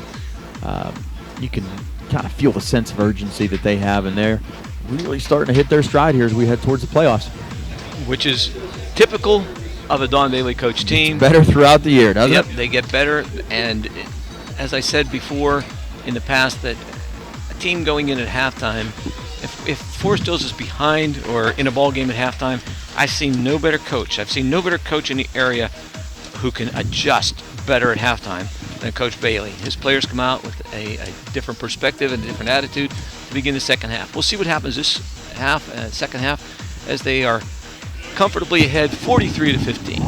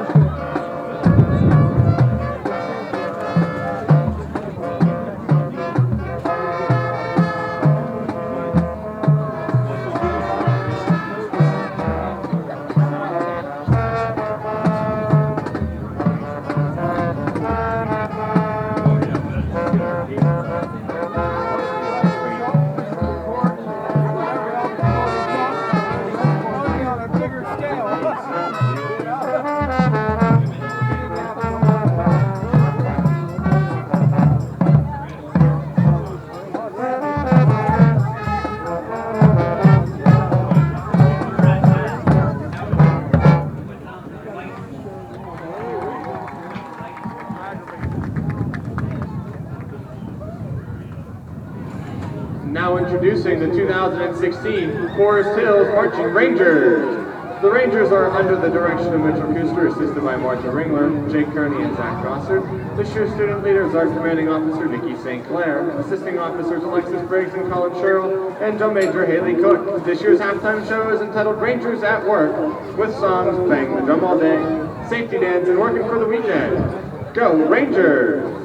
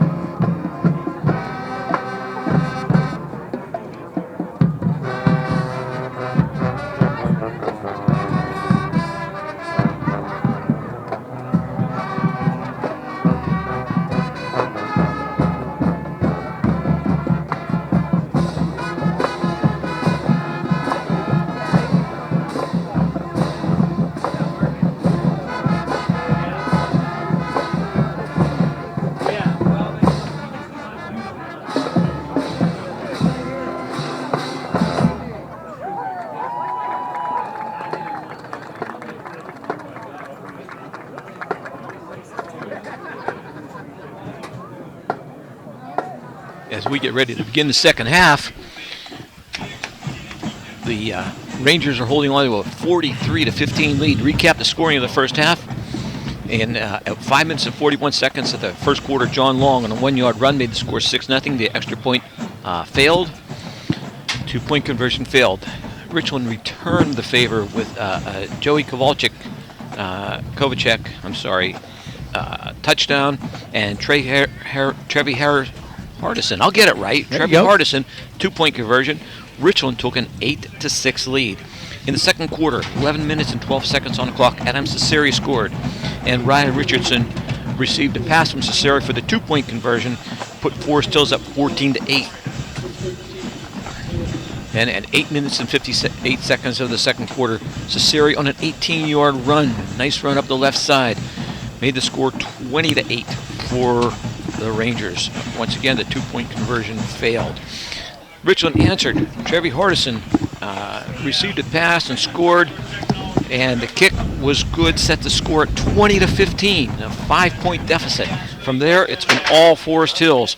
3 minutes and 51 seconds of the second quarter, Ryan Richardson on a pass from Cesare, and John Long on a run moved the score to 28-15 for the Rangers. At 2 minutes and 20 seconds to go, John Long on a 25-yard run, and Ryan Richardson on a pass from Cesare made the score 36-15. And finally, with 1 minute and 43 seconds on the clock, John Long on a 50-yard interception return. Donahue kick set the halftime score at 43-15, and we're ready to begin the second half as Richland is set to kick off and Forest Hills to receive the second half kick at the east end of the end zone. Here we go, back on Monday Night Football. Outstanding half. So you just illustrated all the highlights there for Forest Hills. As we said, they are looking playoff ready.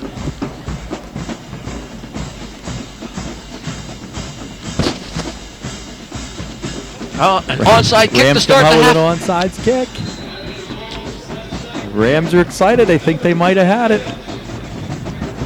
Adam Patola was the kicker, squibbed it nicely, went the necessary 10 yards. And the Rams do indeed recover. Went what off a start. Ranger. Give credit to Coach Bailey, Coach Brandon Bailey and the boys. We talked about leaving nothing left. No bullets left in the gun. Why not? Richland came out with the onside kick. Actually, no time went off the clock. Still 12 minutes to go in the third quarter, and Richland is hoping to gain the momentum. And the snap is over the snap over his head again. And there's a big play for Forest Hills as Adam Cesare comes in and touches him down. A loss of about 14 yards. See where they spot it. Loss of 12 yards on the play. Well, sometimes for Richland, almost feels like one step forward, 2 steps back. Yeah.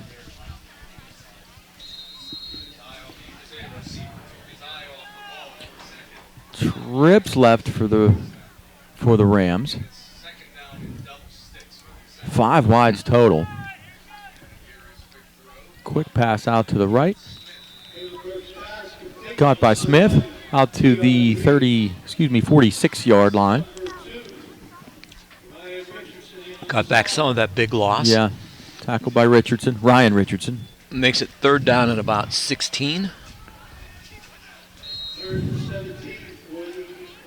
Just scanning the field here, I don't see Hardison back in the lineup. I didn't hear the extent of his injury. I was hoping to see him on the field.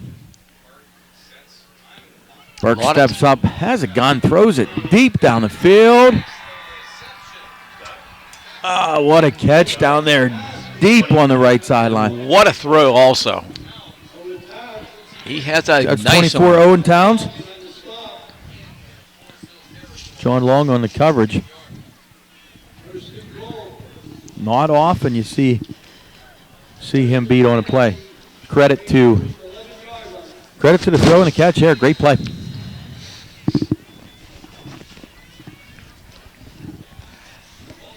Ball on the 11-yard line. Could still get a first down. Burke keeps it and plunges inside the 5-yard line.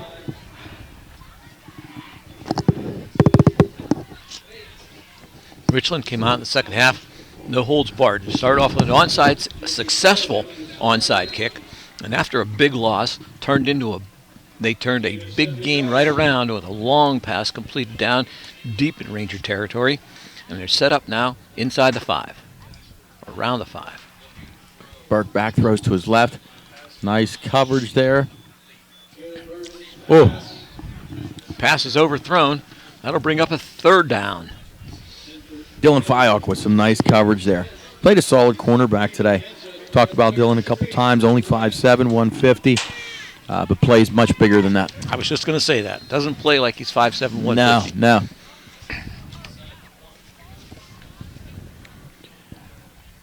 Burke's all by himself in the backfield. Takes a snap, rolls to the right, fires near the back of the end zone. Dangerous back there. That's where the end of the first half essentially came to a close with an interception. Nobody home that time on the other end of that pass. Big 4th down play coming up, especially for the Rams. A score here is going to do a lot to build their confidence, make them feel that they're still able to compete today. Tell you what, there's Hardison coming back in the game. Trevi Hardison, number 7. Nice to see him. Got injured late in the first half. Talked about the kind of athlete he is with size and speed. Nice to see him back in the game.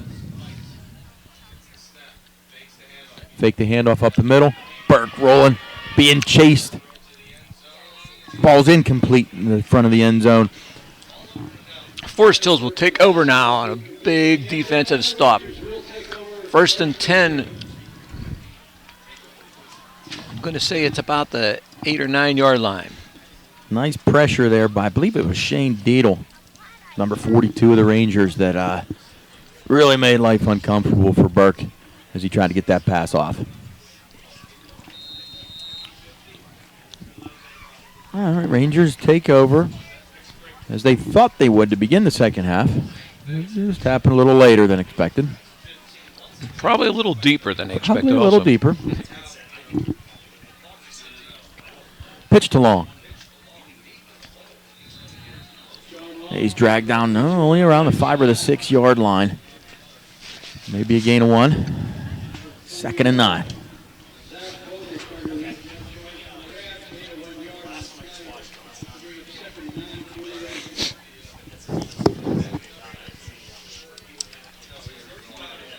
Are you too nice and cozy up there?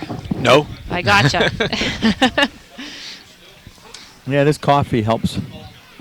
I'm sure it does. How are you feeling down there? Oh, it's a balmy, probably 40 degrees. Nice. Sasiri looking to take a shot. Oh, kind of pitches it out to his right. Oh, he's got room. Watch out, watch out. John Long, I don't think you're going to catch him. He's going to take it to the house the whole way down the right sideline. What an athletic play from Adam Sasiri and John Long. Sasiri kind of Brett Favre'd it to him down there on the right-hand side. He was in trouble. He was being chased. Could have ran it himself. Just at the last second, saw John Long out of the corner of his eye. Gave him a little pitch, little shovel pass. John Long did the rest with that speed. That looked to be about a 90-yard play. He's faster than you. Yeah. So is the tortoise and the hare story.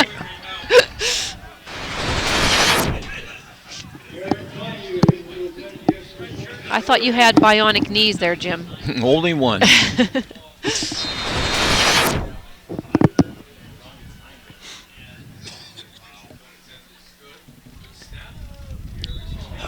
Extra point attempt that time. Believe it was tipped, yeah.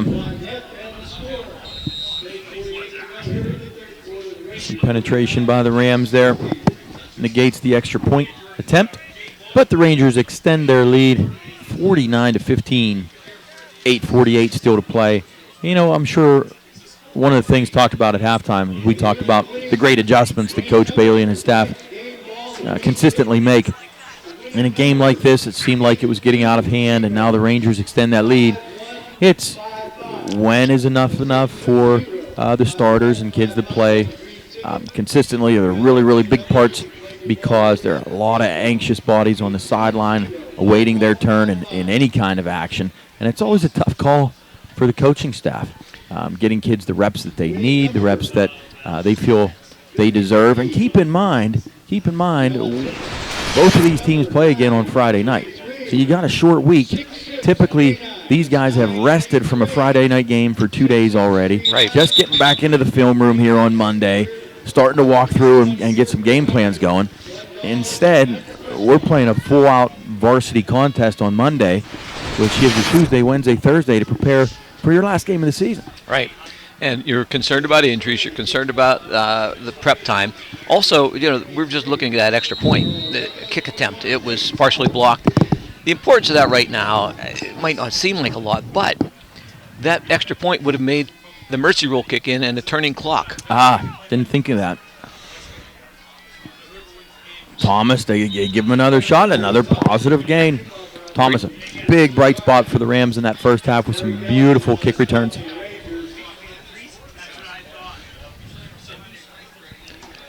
So instead of right now, the clock being started on the when the ball is set, ready to go, it won't start until the snap.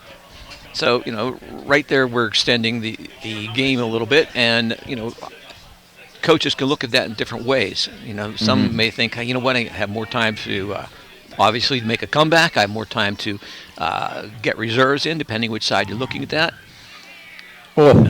Dabs trucking somebody. Oh, hard run up the middle. Very tough run.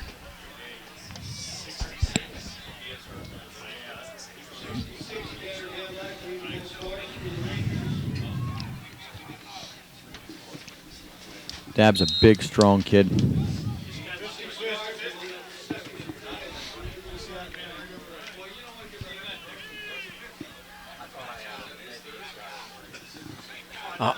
Bobble in the Ball on backfield. the ground again. Oh, nice tackle. Short tackle. Hard hit. Puts him down and picks him back up, does Eric Elgin, number 24. A win tonight by the Rangers would give them a 5-4 record. That would put them in a tie for fourth place with Somerset and Westmont in the Laurel Highlands. Still ahead of them would be Bishop Guilford, Greater Johnstown, and Bishop McCourt. Yeah, Laurel Highlands crown not in play this year.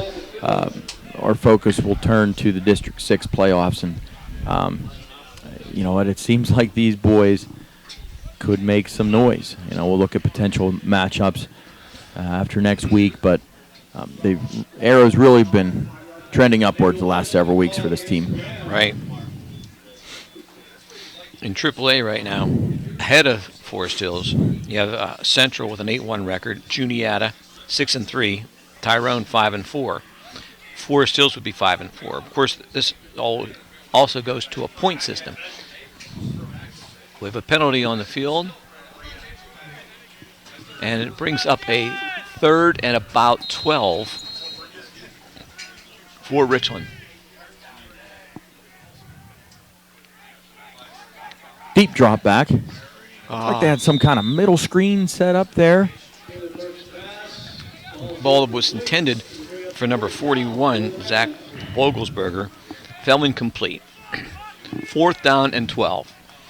Now, do you expect a standard punt, or will Brandon Bailey come up with something a little different?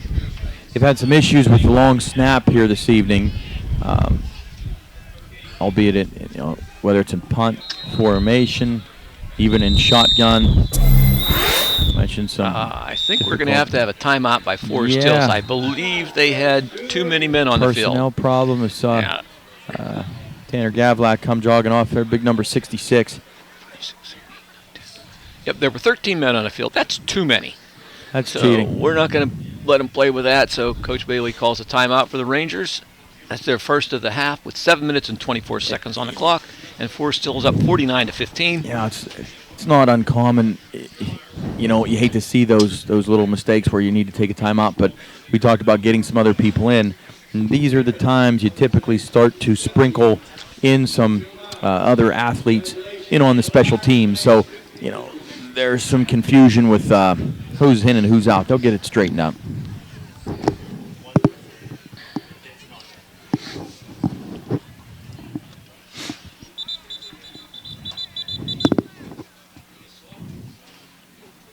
Back deep, number 10, John Long, 24, Eric Elgin. Going to playing for the Rams, number 12, Caleb Burke. 4th down and 12. 7 minutes, 24 seconds to go in the third. Punt formation for the Richland Rams. Rangers have 2 guys deep. John Long, Eric Elgin. A true snap, a short kick, shanked a little bit to the right. Ball is going to be spotted around the 45-yard line of Forest Hills. 55 yards to go for the Rangers to get to the mercy roll and the turning clock. And I'm praying for that right now. I understand.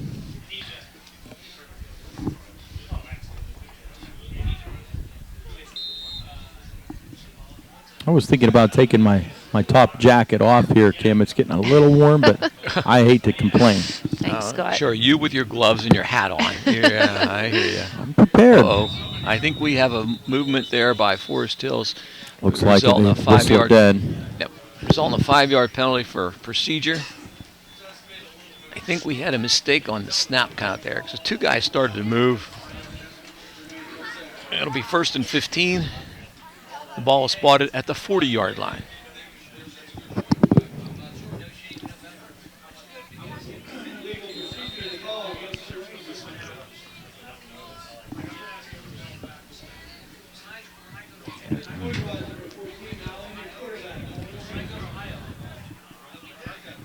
All right, makes it 1st and 15 after the penalty.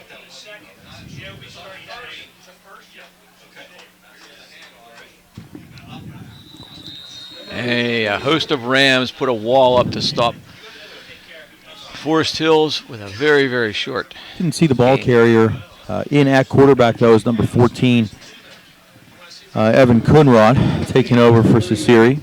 We get into the latter stages of the third quarter. The ball carrier is 24, Eric Elgin, at that minimal gain. 2nd down and 12.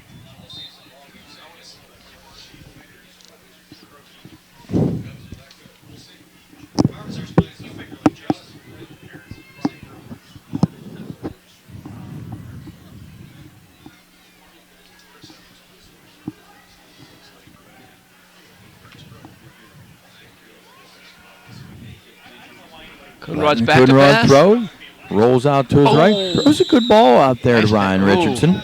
Ryan Richardson looks like he may have come down funny on that Yeah, ankle. he stumbled a little bit on the landing there. Hopefully didn't turn an ankle or something. He's sitting down on the sidelines right now, on the ground, out of bounds.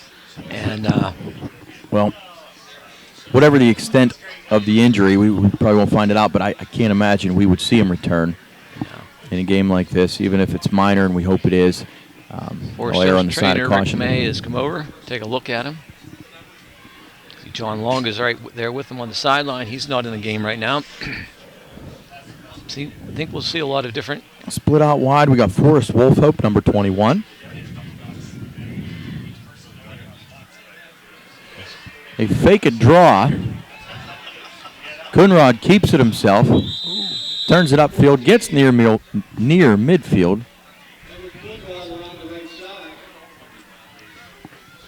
Rangers will punt. 4th down, right at midfield. The clock continues to move. He did stay in bounds. Nice job by him. Could have come out of bounds. The clock would have stopped. Stayed in bounds. Took the hit as he fought for extra yardage. Donahue back to punt. And Thomas deep to receive for the Rams. Be careful. Donahue slips as he tries to punt it away. That plant leg just gave away. He sat down. Some pushing there. And there's a flag coming in late. Might have been one extra push, looked like, from the Rangers.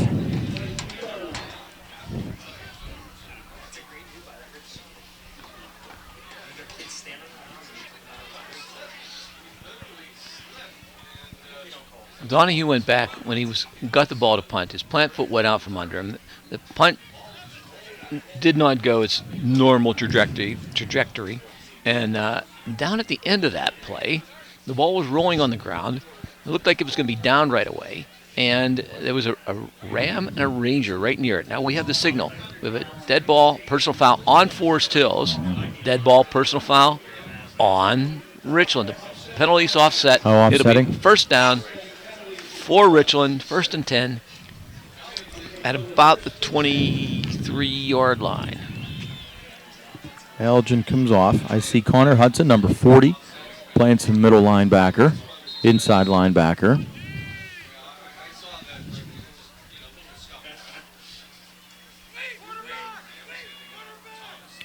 Rams give to Thomas. He cuts back towards the middle of the Ranger defense for a gain of 3.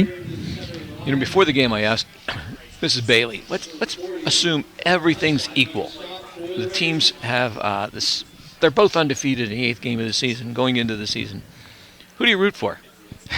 And she said, well, I live with the head coach of the Rangers. The head coach of the Rams is my son. I'll tell you what her answer was after this play. Let's make a Twitter poll. What did Mrs. Bailey respond? She said, swipe right for Mr. Bailey. No, she said, that's a really hard call, but it's real easy if my grandson's playing. I root for him. Yeah. You know, that's the wild card in that whole equation, isn't it? Yep. I can understand grandmas that. Are a little biased, as they should be.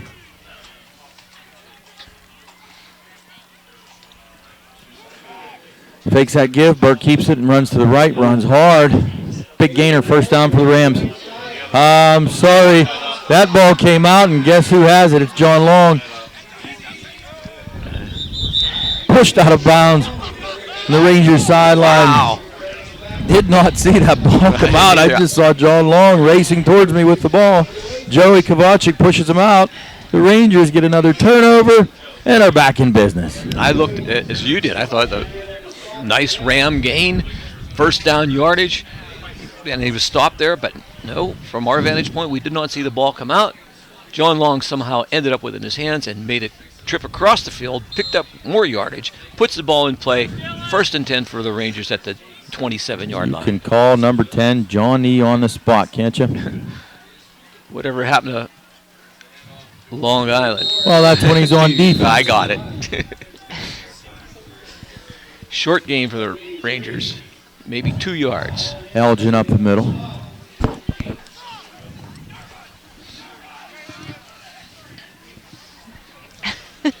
What do you hear down there, Kim? Mr. Bailey was yelling for a player, and he said, "Where the heck are you?" Didn't get a quick enough response, I suppose. Yeah, and it's a tough time of game where everybody wants in, anxious to get their game experience in. Do you think that umpire would mind if I tapped him on the shoulder and asked him to slide to the right a little bit? Not at all. Give the number 13 off the left side. Umpire. Dylan Fyock. That's Dylan Fyock. I called him an umpire. The umpire. There actually is an umpire on the football field, Kim, but that wasn't him. That wasn't him. The umpire would be behind the defensive line. He also has stripes on. You can identify him that way, maybe. Okay. But the one closest to you is the line judge. Okay, Coonrod under center. Power I formation. Turning hands to the tailback. That's Dylan Fyock again.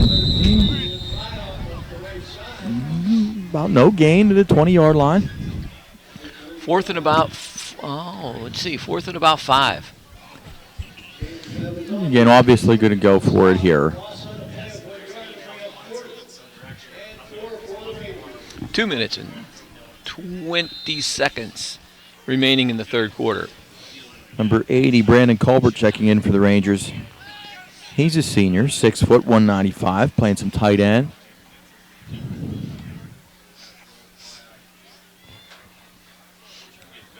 Fake to Fyock this time. Coonrod rolls left. He's dragged down from behind. Richland takes over, 1st and 10.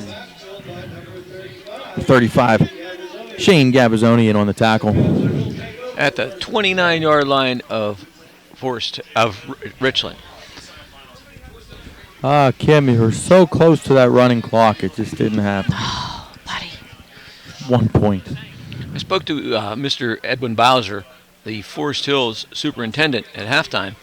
He is also the father of one of the Richland Rams players, and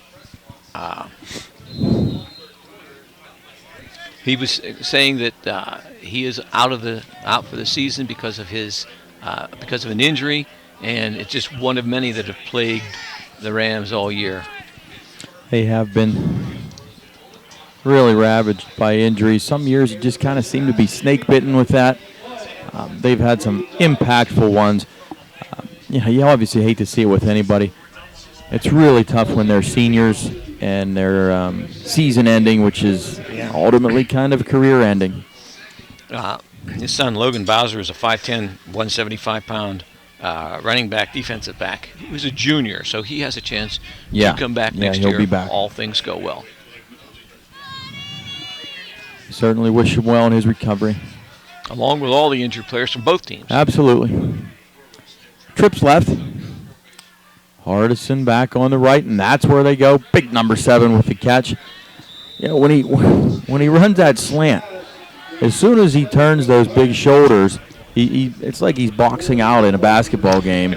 And when you have a smaller opponent, which pretty much everybody's going to be smaller, it's like a total eclipse. He just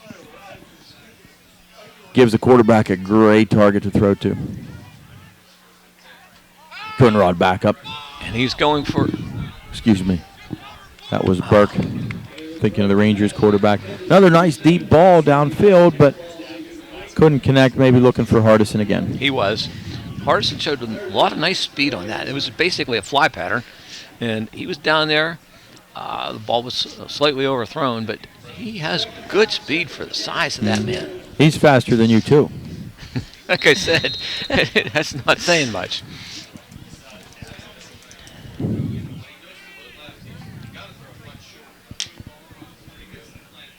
Trips to the left again.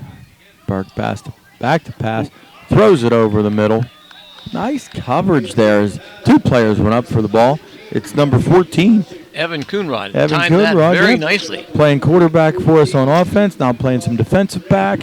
Yeah, it seemed that Coonrod and the ball kind of arrived at the same time. Fell harmlessly to the turf.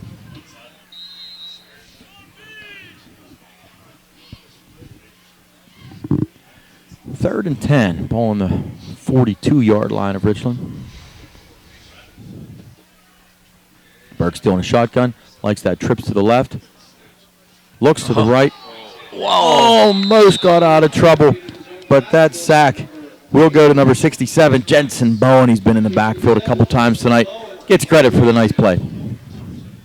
Big loss on that play. Brings up 4th down and about 17 for Richland.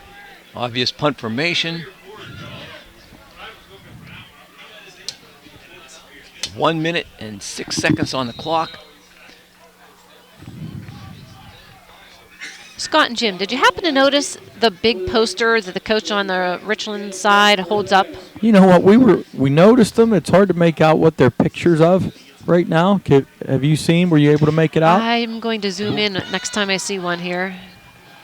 Well, Fyock fielded this punt on the dead run, shed off an initial tackler, and was pushed out of bounds around the 45. And I'm sure those signs we're talking about, those posters, Kim, are just signals for what defense they're in or plays to run. Is that because they're not going with a huddle? Right. Exactly, yes. It's one of the methods they have of sending in plays. They also have hand signals from the coaches and verbal. I've been there whenever I've heard Brandon Bailey yell in things that if the crowd is conducive to that, he'd yell in things to the players and the formation, the play. And, of course, it's all numbers and in code so that the defense wouldn't know what the play is.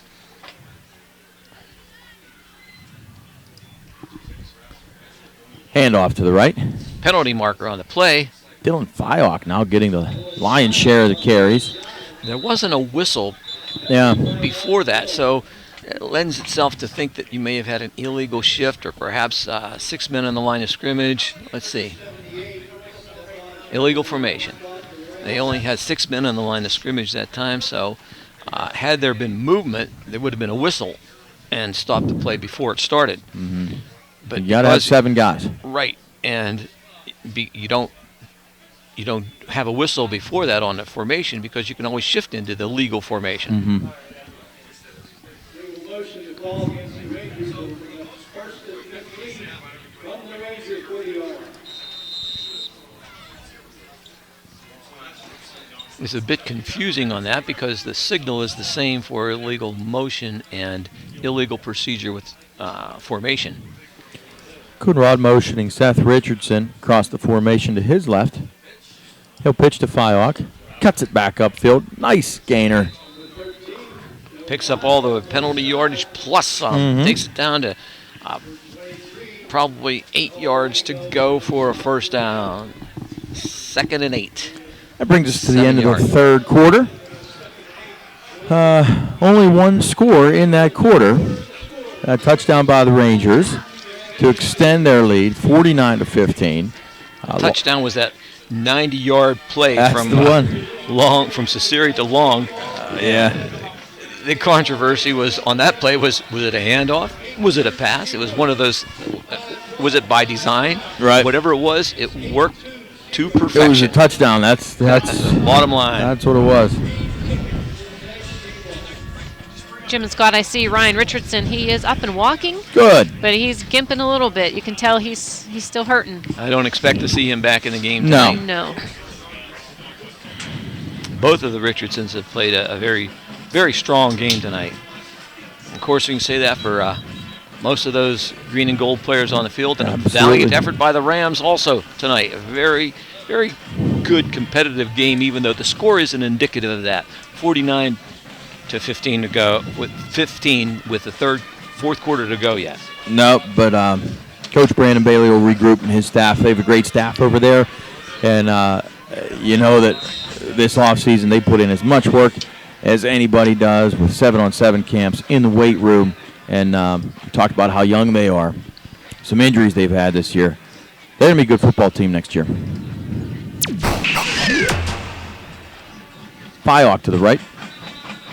Pushed out of bounds for a gain of 2. Now the clock's going to wind. They say forward progress was stopped in bounds. Right.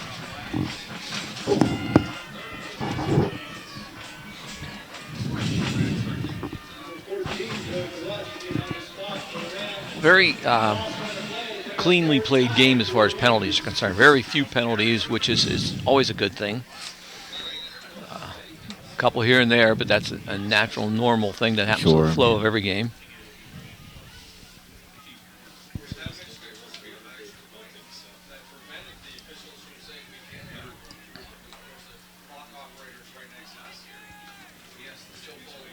Power I formation for the Rangers. Pitch to the left. It's Fyok again. Gang tackled by the Rams. And the Rams reach down and help them up. I love to see that. 4th down and 10. Obviously a punt formation. Donahue back to punt. Cesare is the up back, blocking back in the Ranger punt formation.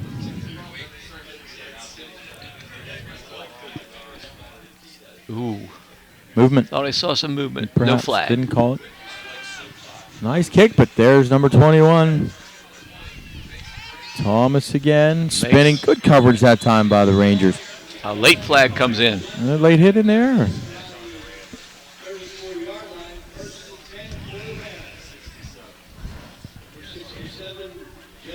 See if we can find a preliminary signal on that flag. Yeah. Looks like Jensen Bowen making a tackle there for Forest Hills. And a couple of things you might see penalty-wise on that situation. We have a block in the back on the Rams. Okay.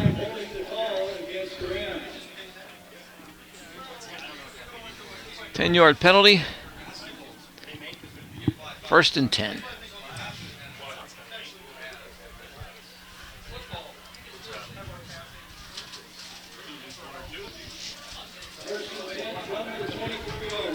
All right, so the Rams take over. Looking to get something going here and leave the field with something positive.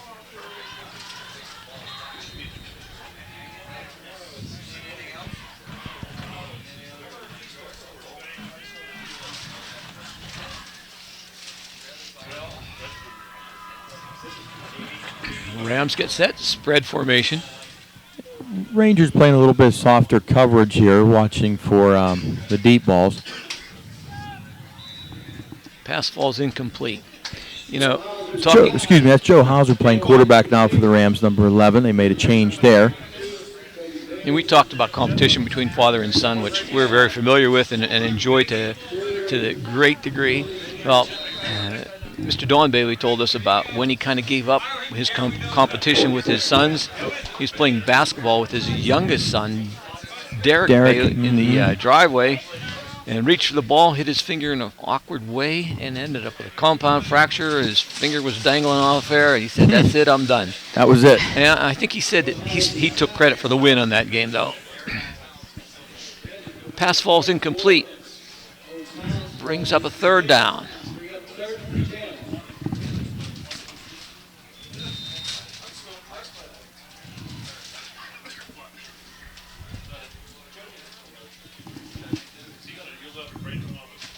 Hauser back to pass. Throws it short over the middle. I think they've got the line to gain first down. 11-yard pickup. Nice pickup for Kobe Bailey.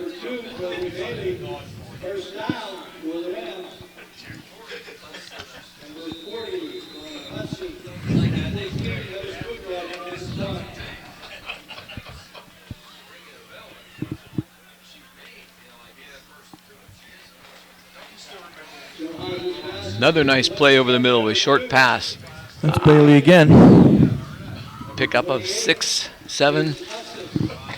Puts the ball at the 43-yard line. Forest Hills wants to keep everything in front of them. Kind of give up those short passes, and they just want to come up and make a good short tackle. They're subbing freely right now.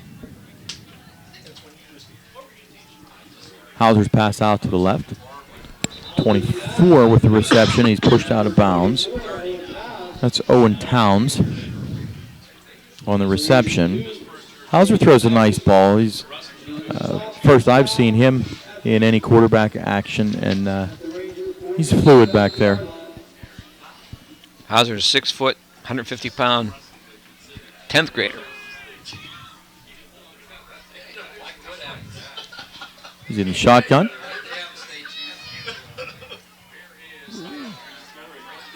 And the number 22 coming across the formation.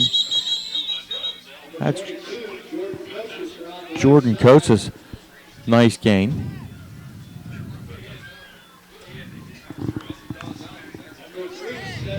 Brought down by Seth Richardson, along with number 40, Connor Hudson, combining to make the stop. Second down and 3 after the 7-yard gain.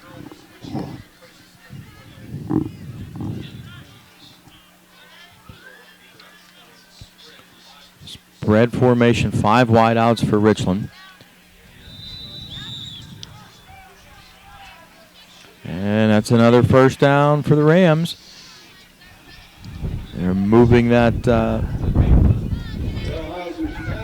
ball with these short passes. But the clock continues to roll.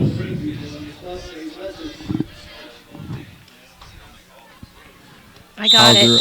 I got to the left. That pass intended for Kim Hostetler falls incomplete.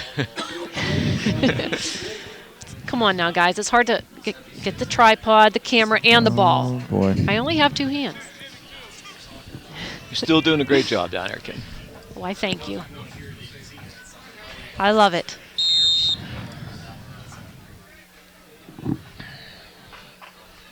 So the clock stops on that incompletion. Rams getting the play in. A lot of new personnel in there. Everybody wants to be on the same page to make an impact here. Play clock down to 6. Hauser rolls to his left. Throws that way. Nice gain, makes a man miss down that left sideline. It's Kobe Bailey again. How about a real nice drive here? Big gain. Richland is threatening. The ball looks like to be about the 19-yard line. 1st and 10. And still giving Grandma Bailey something to cheer about here in the stands. Her grandson's having a real nice drive.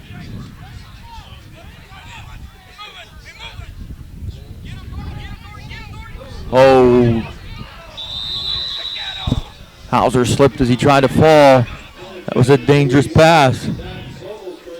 Excuse me, slipped as he tried to throw. Almost fell as he threw that wobbly pass.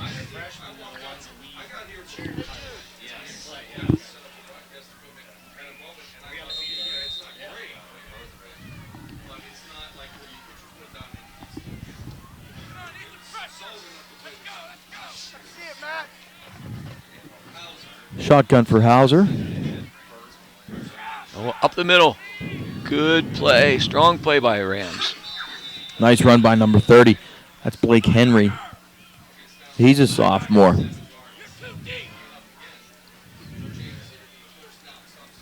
And Coach Bailey wants his linebackers to move in a skosh.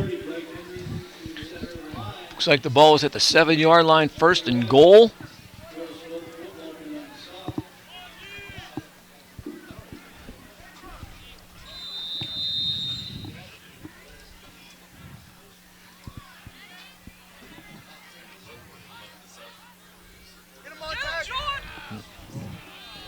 Under pressure, rolls to his left, throws into a big crowd.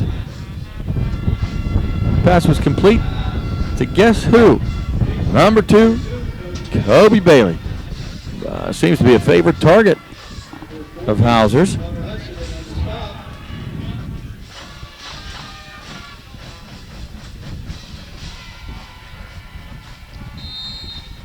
Ball is inside the 5-yard line. Looks to be about the 3. 2nd and goal. Hauser with the inside handoff. And looks like number 30's into the end zone for the Rams. Touchdown. That's Blake Henry again.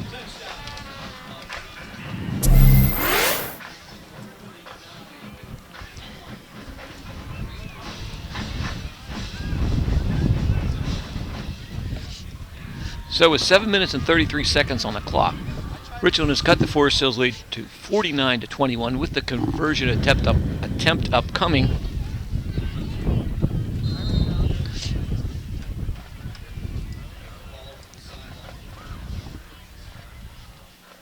Rams are set to go for 2.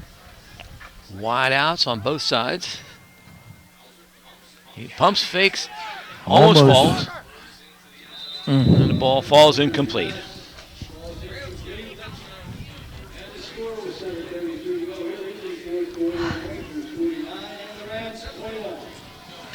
So the Rams have cut the Forest Hills lead now to 28 points, 49-21, with 7 minutes and 33 seconds to go. Yeah, a lot of time left. Getting a lot of personnel coming in and out of the game. Tell you one thing I'm sure Coach Bailey's going to say that he says quite often. It's become one of my favorite quotes that I've used on many different occasions because I found it to be so true. And I remember him telling us, you never play as well as you think you do. You never play as poorly as you think you do. And then he'd take us in and watch the tape, and you realize that to be true. And what it does is it keeps your team level. You never want them to get too high or too low. There's always things you can improve on. There's always things that you did pretty well that maybe you think you didn't. And that philosophy will go inside with this performance. I think every good coach has that quality of being a little bit of a psychiatrist, a philosopher, a motivator, and I think both of these coaches tonight have those qualities in spades.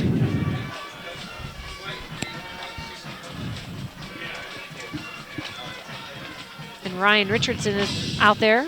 Yeah, there he is. Good. Must have been a minor little ankle tweak. the two Richardson boys. Side by side. There you go. Makes for a proud mama and papa. You looking for another onside kick, or are we going to kick it deep? You know what? Knowing or seeing what Brandon has done tonight, I don't see why he wouldn't onsides kick it. Well, maybe that's why you have the Richardson so close to the, the hands team could be up there right now. Yeah. You never know. That's exactly what he does, the onsides kick. Right to the Richardsons. Kind of went between them, but Ryan jumped up and caught that, snatched it away from little brother Seth. Yeah, Ryan, 6'3", 180-pound junior, and good call by Don Bailey there to put the hands team up in front. Yep. And I love it. I love the call from Coach Brandon Bailey. I do too. What have you got to lose? That's right. And one thing that you'll never see is him quit. No. He'll go down fighting to the very end. If he goes down, who knows? 7 minutes and 33 seconds in the fourth quarter. Probably a tall order, but they're not going to give it up. Yep. You're not finished when you lose. You're finished when you quit. Dylan Fyock on the Fyock around the right side. End. Forward progress was stopped before that ball was ripped away. Looks like no gain. Maybe loss of a half yard. Second down.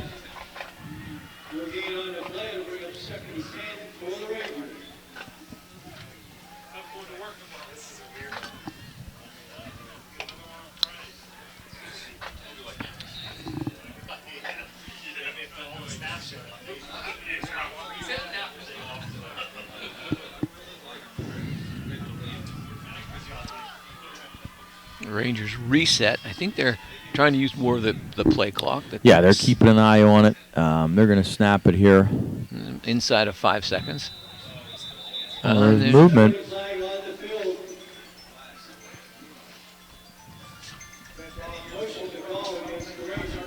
That's a setback for them. Makes it second down and 15 instead of 10 on a motion penalty.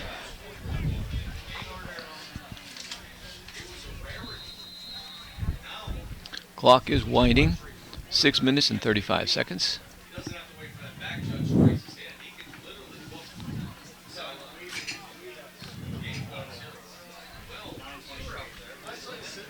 All right, Coonrod will be under center.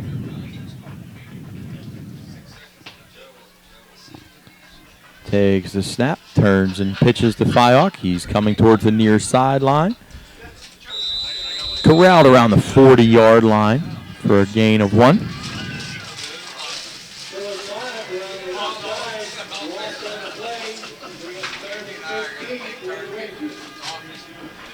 Third down and 13 to go for a first down. A lot of substitutions coming in for both sides.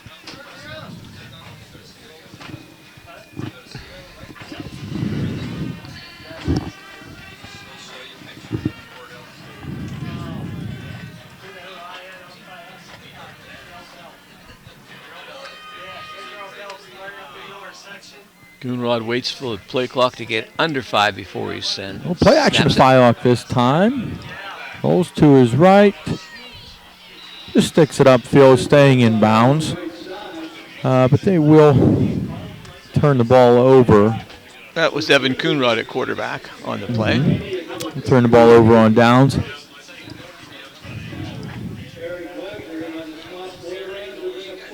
Excuse me, that was third down. That's what I thought. My Fourth fault. down now, coming up. Rangers in punt formation. We'll punt it away.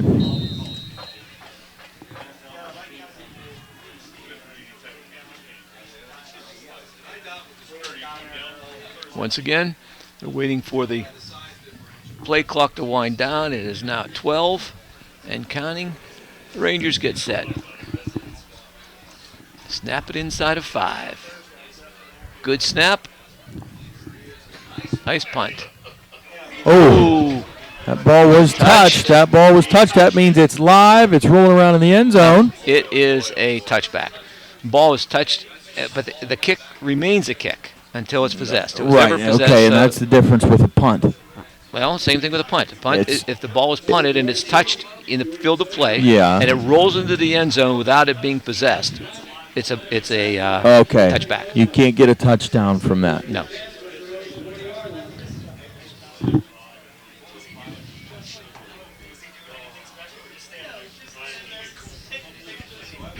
First and 10 for Richland at the 20-yard line.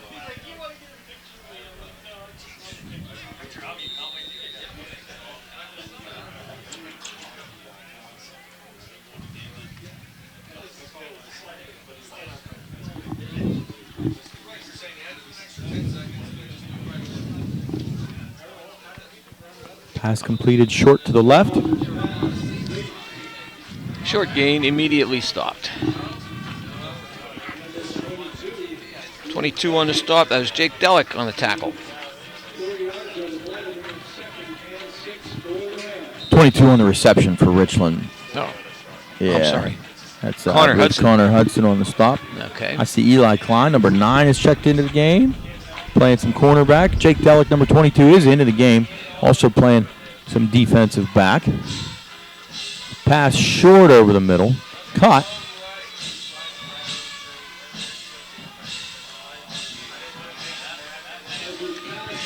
And dragged out. I think the tackle there was number 28, Chase Hudson.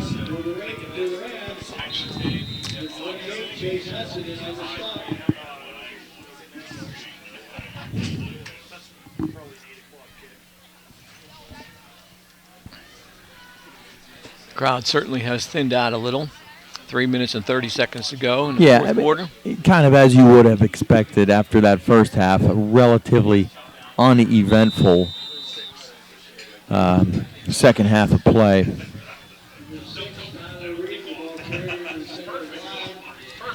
That's Tyler Reed carrying the ball for the Rams. Short game.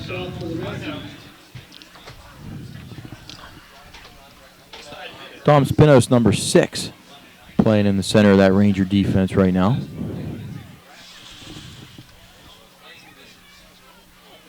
Aaron Liebarger, number 60, up front. Trying to identify all these substitutions. Tyler Reed, I believe, on the carry there. That is Tyler Reed. Approaching the first down marker, a little short. short. Yeah. 3rd and 1.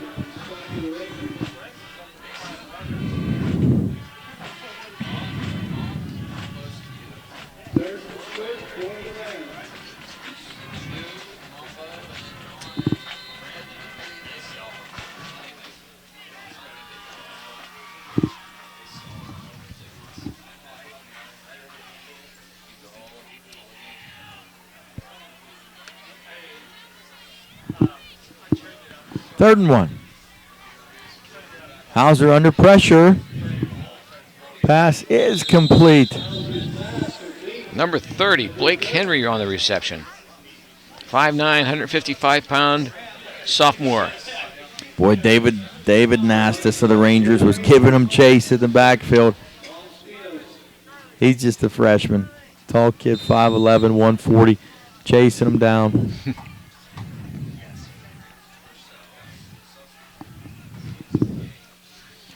Clock did stop there as the ball carrier was pushed out of bounds.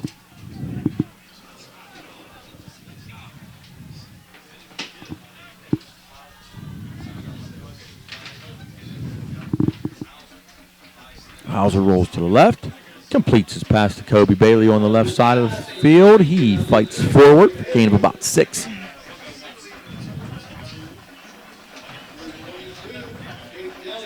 Second and 4, Jake Delick on the stop for the Rangers.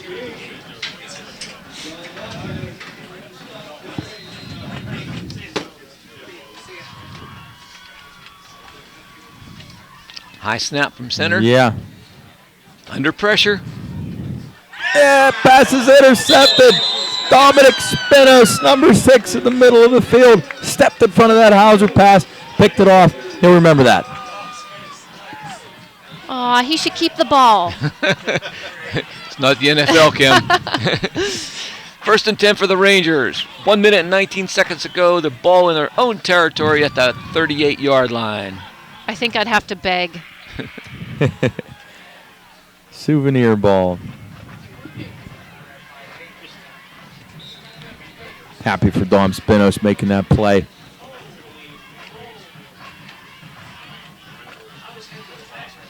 Coonrod under center. Makes a pitch, and he slipped down on a knee, which, of course, that means he is legally down. Doesn't have to be touchdown or anything. Slipped on the turf, knee hit the ground, plays over. Loss of about 4, 2nd and 14. Oh, we've seen our share of slips and stumbles tonight, but nothing extraordinary. Right, I agree. The turf has reared its ugly head every once in a while, but it's held up very well. Yeah, we've seen much, much worse. Again, game here in 4 days.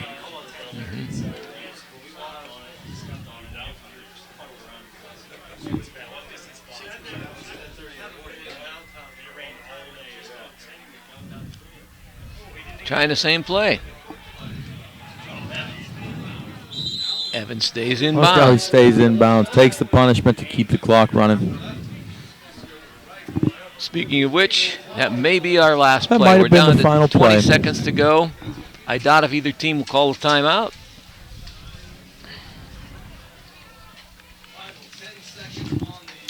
They're going to let it run off as the Rangers score a nice Laurel Highlands Conference victory here.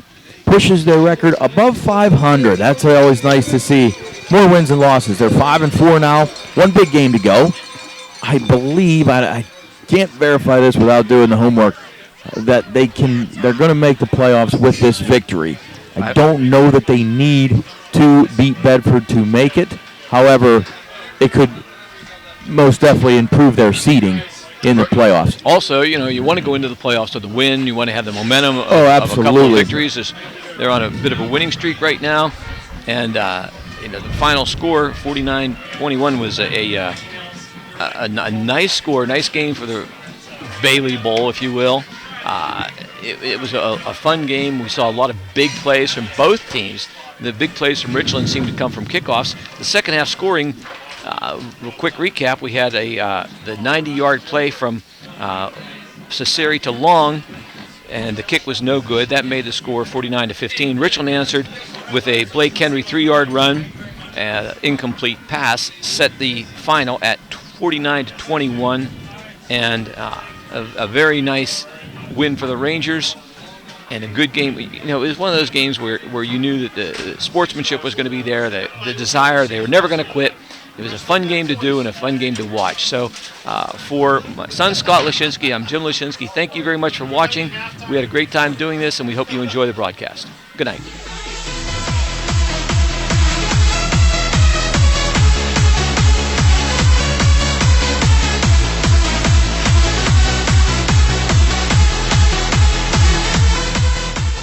Joining me right now is quarterback Adam Cesare and John Long. Guys, fantastic game tonight. Incredible 90-yard run. That was amazing. And honestly, Adam, you're just all over the field. What do you say about tonight's game? It was a team effort. Everyone put in their work, and that's all we wanted was 100% out of everyone, and we got that tonight. Definitely. Adam, how about you?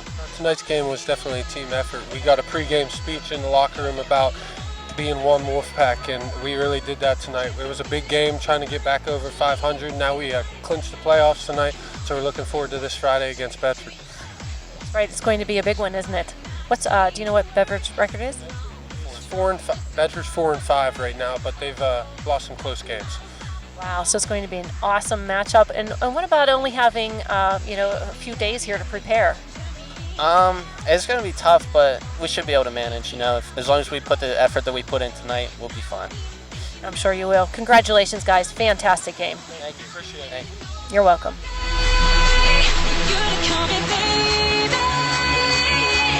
Let's get up, let's get on it, don't you